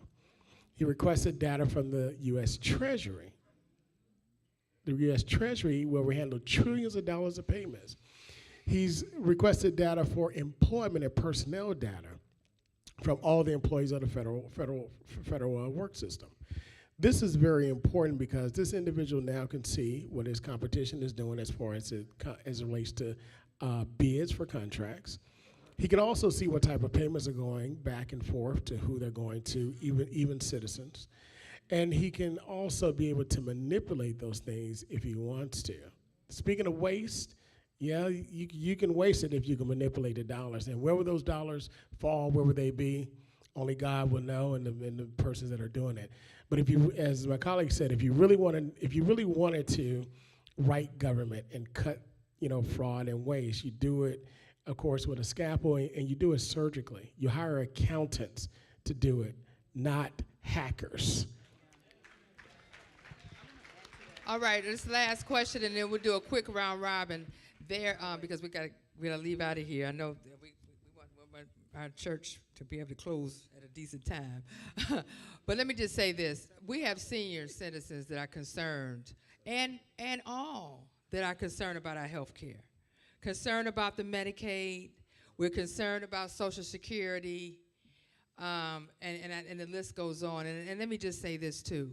Not only that, criminal justice and also voting is very important, too. And I want to just say that Senator Locke has carried the voting rights bill with automatic constitutional amendment for automatic restoration of rights was passed in this session, but it has to have this election coming up, and we got to make sure we do the right thing in this election, and then it have to come up again in the General Assembly session and pass that, right? And then it go on the ballot, right? And then it goes on the ballot. We're the last state, I know we're a Commonwealth, to have any type of restoration of rights. The last. And so she's carrying that bill. Delegate Ward carrying the minimum wage bill to go up to $15, right? She's carrying that bill. The governor has until March 24th to veto. We need to watch all these bills that he's going to be vetoing, because they sent him a lot of bills for him to veto, so we could talk about it in this election coming up. So with that being said, Medicaid and just what's happening on a federal level, will Medicaid and Social Security be affected, or is anything being talked about for them to be protected in Virginia?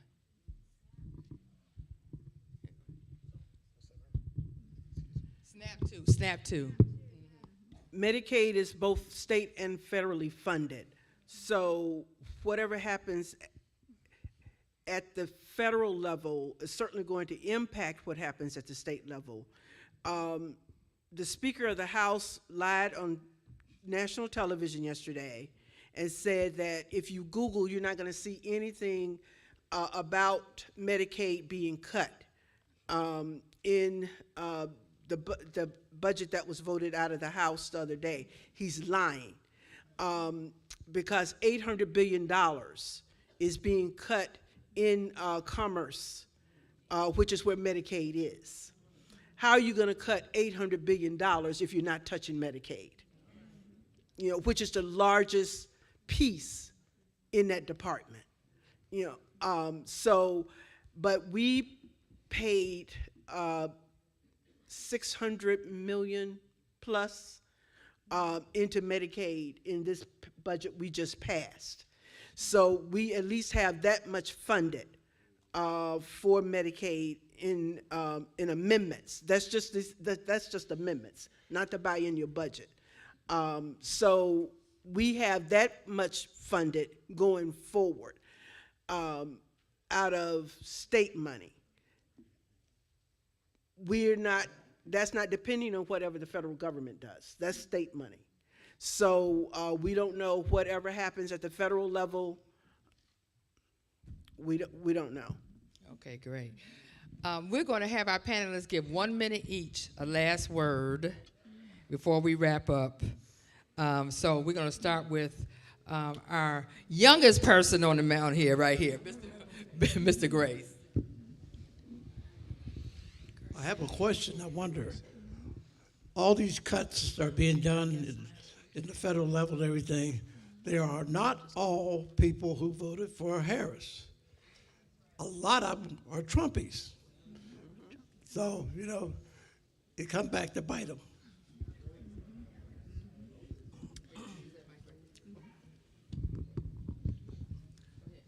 Okay, the Constitution preamble says "we the people."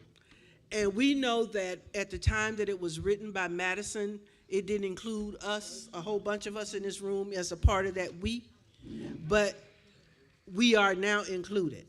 So I think that we, the people, are responsible for ensuring that this not so perfect union becomes a little bit more perfect, and that it does not devolve into the depths of hell that Trump, apartheid Musk, and J.D. Vance and that ilk wants it to become. It's our responsibility to use our voices to make sure that they do not ruin this democracy. We have to use our vote. Our vote is our power. Our voice is our power, and we have to use it. We can become, I think that Stacey said it, we can take it to the streets. You know, I'm a child of the Black Power era, you know.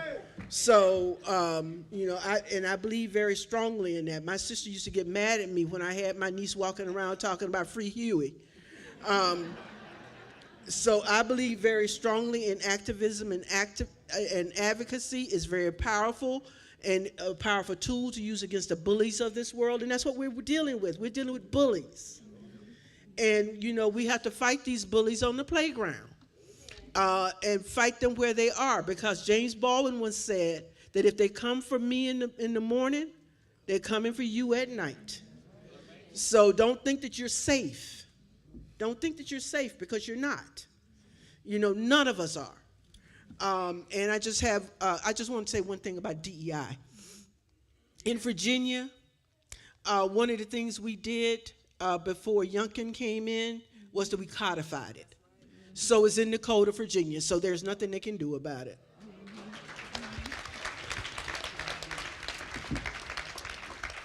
Can I just say that was my bill? Yeah. We put it in the code. I know when we first named someone, it was just a position, and I knew that when he left, that was going to be it. So we put it in the code when we had the chance. And that's what we have to do. We got to make sure we act when we have a chance. Sometimes we know it, and we sit back, and we just act as though I'm going to let somebody else do it. It is up to each one of us. Don't wait for anyone else. We are all going to work this thing out together. We don't have to wait until someone else starts up the movement. Do it yourself. Do it yourself. I want you to know again that we are there in the state working for you.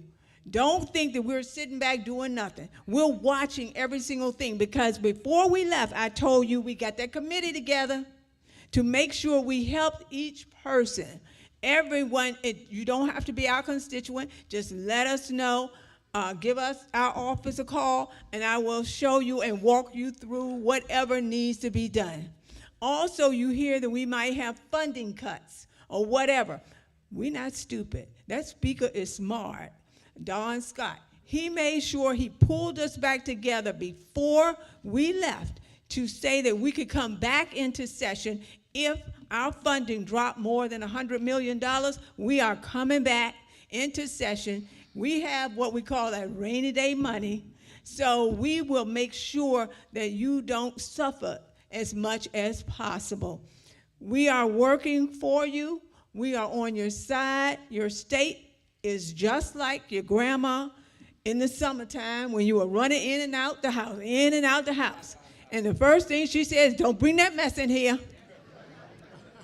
So for Virginia, we're going to stand at the border, and when that mess starts coming, we're going to say, don't bring that mess up in here. Thank you so much. Thank you for coming. Again, thank you so much for the opportunity to come and speak with you tonight. Thank you, Gayleen, NAACP, also the shepherd of this house, all the elected officials, and all of you constituents. The most important asset we have in this Commonwealth are you, the people. I'll simply end with this. We had communion yesterday at my assembly, and something that resonated with me, and now, we said, as often as you do this in remembrance of me. As often as we do these things, and we should do it more often, do it in the remembrance of those that bled and died for our right to vote. Do this for those that walked the trails and walked in fear, not knowing if they would live the next day or that moment. But they did it because they had a vision. They did it because they had a desire. They did it because they knew that their lives and our lives depended on it. To the young man at the end, you're not the future. You are the now. And all of us are the now. Our children are the now. So I want us to start looking at our children as being the now. If we do that, I believe that we will have a better future than we have now. Thank you so much again. Thank you to the Hampton NAACP for having me, and Gayleen, and all of you for your questions. I've learned so much working in the federal government. It's different than state. And something you said, Gayleen, is that, while state has not normally been an empowering force for our people, we really have to lean in right now to state powers. And so I want to just say for you to tell your families and friends and your neighbors and enemies, your loved ones, all of those people, frenemies, we can't take breaks during elections. There is not an election where we can have just a moment where we just don't vote this time, because there are just so many consequences to that. You know, if you think about the federal judges, this stuff matters, right? And so I want to really compel you to stay the course, and also don't be fooled by one subject. In elections, I know as Christian people, we're in the church, and what they did not tell you is that I am a pastor's child, but I also pastored for 17 years with my husband, who is still pastoring. I resigned once I was appointed. But understand that Jesus' very presence was a debate. And so in the Bible, outside of the word love, justice is the next most word in the Bible. And so we have to push for justice, and don't let things like reproductive rights fool us. And don't let things like this anti-Christian bias executive order that they signed, don't let that fool you either, because it sets a precedent that is going to actually be detrimental if we push it forward. So please stay informed, go online, get primary resources. Don't just look at just anything that's out there, because we know right now social media is inundated. But it's important for you to understand. I think everybody needs a civics class 101. Like we really don't understand the federal government, because if people understood how this machine works, y'all will be using your voices more. You will be telling your little children. I took my 2 oldest adult children. They're in college. Yeah, I got adult children. I took them to the polling. Like, I was like, you're going to vote. You know, they had to, because they go to HBCUs, right? And so they had to register. But then they were like, Mommy, we don't want to stand in line. No matter. I was like, oh, no. I'm walking with you, and walked them to the door until they told me I couldn't go in.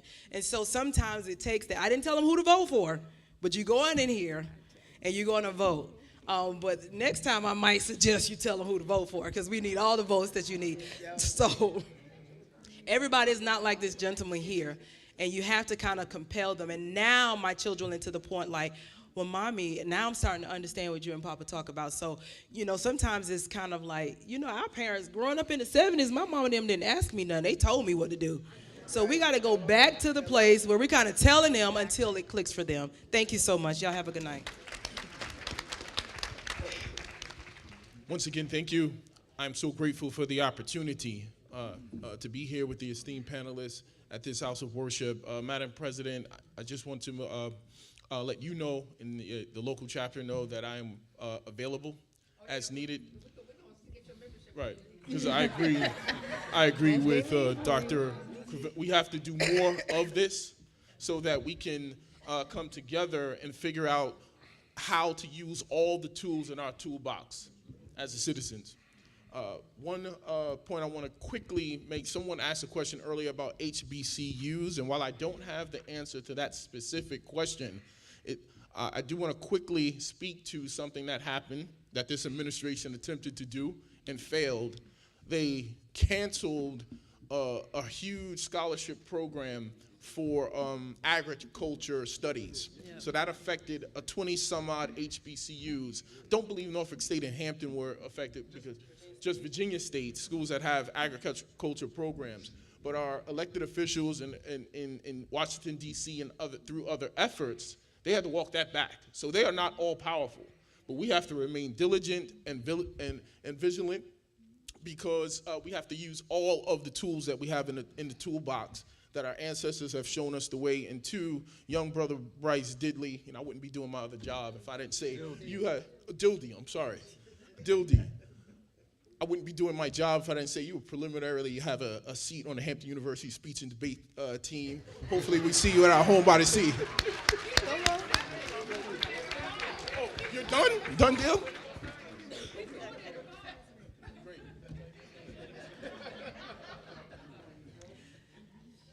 I only have 2 things I want to say. One is thank you to everybody who is here. Thank you for coming out tonight, because I know that you've got a lot to do at home, and I do too, but this is important. Yes. The second thing is, please take out your cell phone and hold it in the air. Now open your app store.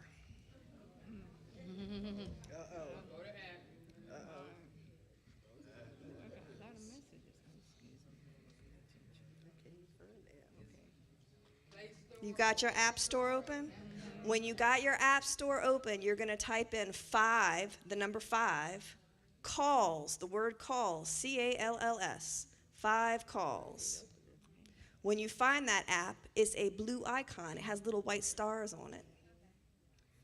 You're going to download that app, and you're going to use it tomorrow to contact your member of Congress and your senators and tell them what's important to you, because your voice is what matters.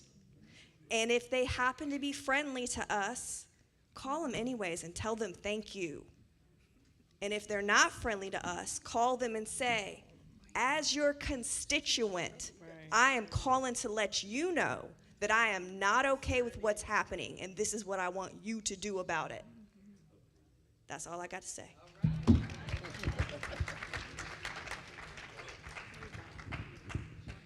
I just want to thank all the panelists for being here today. I definitely enjoyed having conversations with everyone. It was a lot of knowledge learned from me, and just to hear different feedback was important.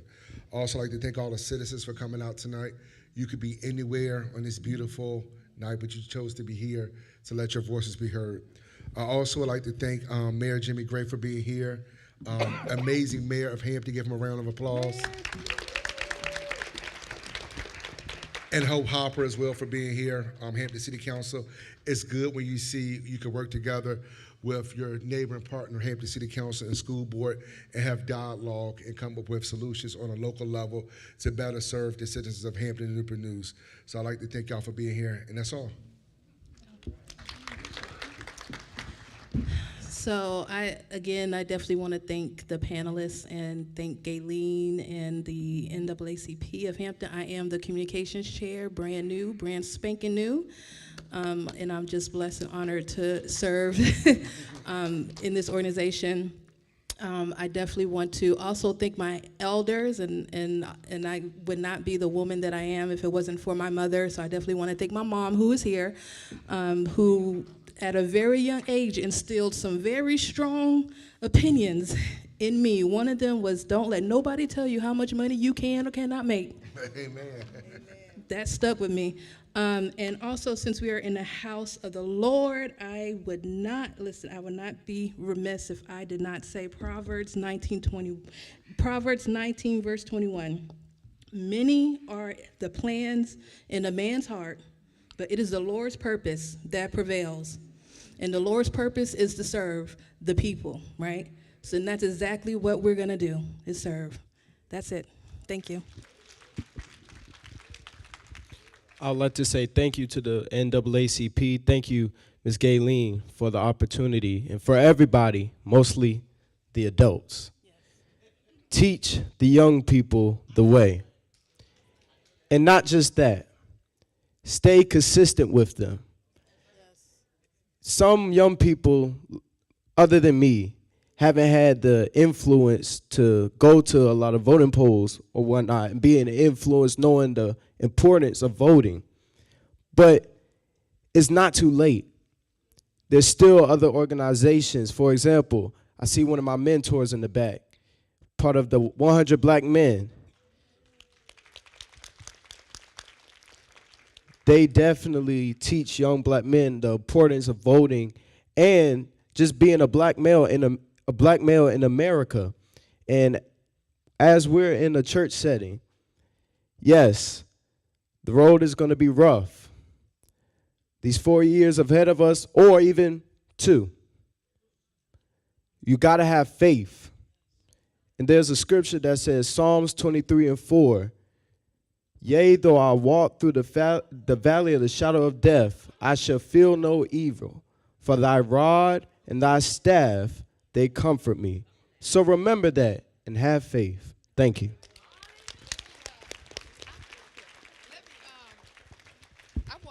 Let's give our panel a round of applause of Don Roberts. And look, can I have all of our executive committee members to please stand?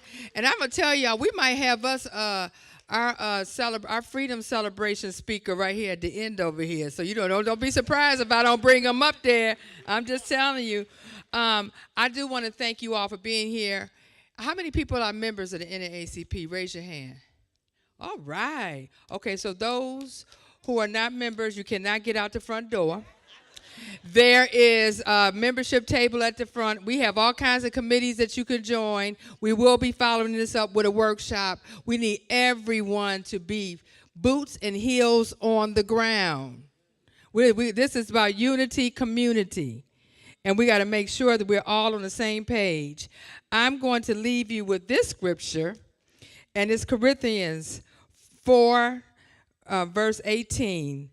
So we fix our eyes not on what is seen, but on what is unseen.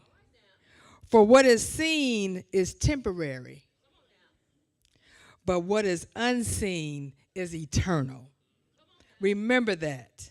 We just in a temporary phase right now, but we're gonna get through it, and we are going to push and support our young people and make sure we get out there. But we got work to do, y'all, so let's get to work. And remember that what's happening up in Washington, they not like us. They not like us. Thank you very much. I want to get a group shot of all of you all together, too. We're from Williamsburg. Oh, wait a minute. We got the Williamsburg branch here. So anybody with Yorktown, Pocosa, and Williamsburg, we got representatives here that can join as well. And then we have Sheriff Karen Bowden. Where is Sheriff? I thought I saw her over there. Sheriff Karen Bowden, Hampton Sheriff Karen Bowden is over here. All right. I want to get a group shot of all of us together. Let's go over here with this right there where the sign is.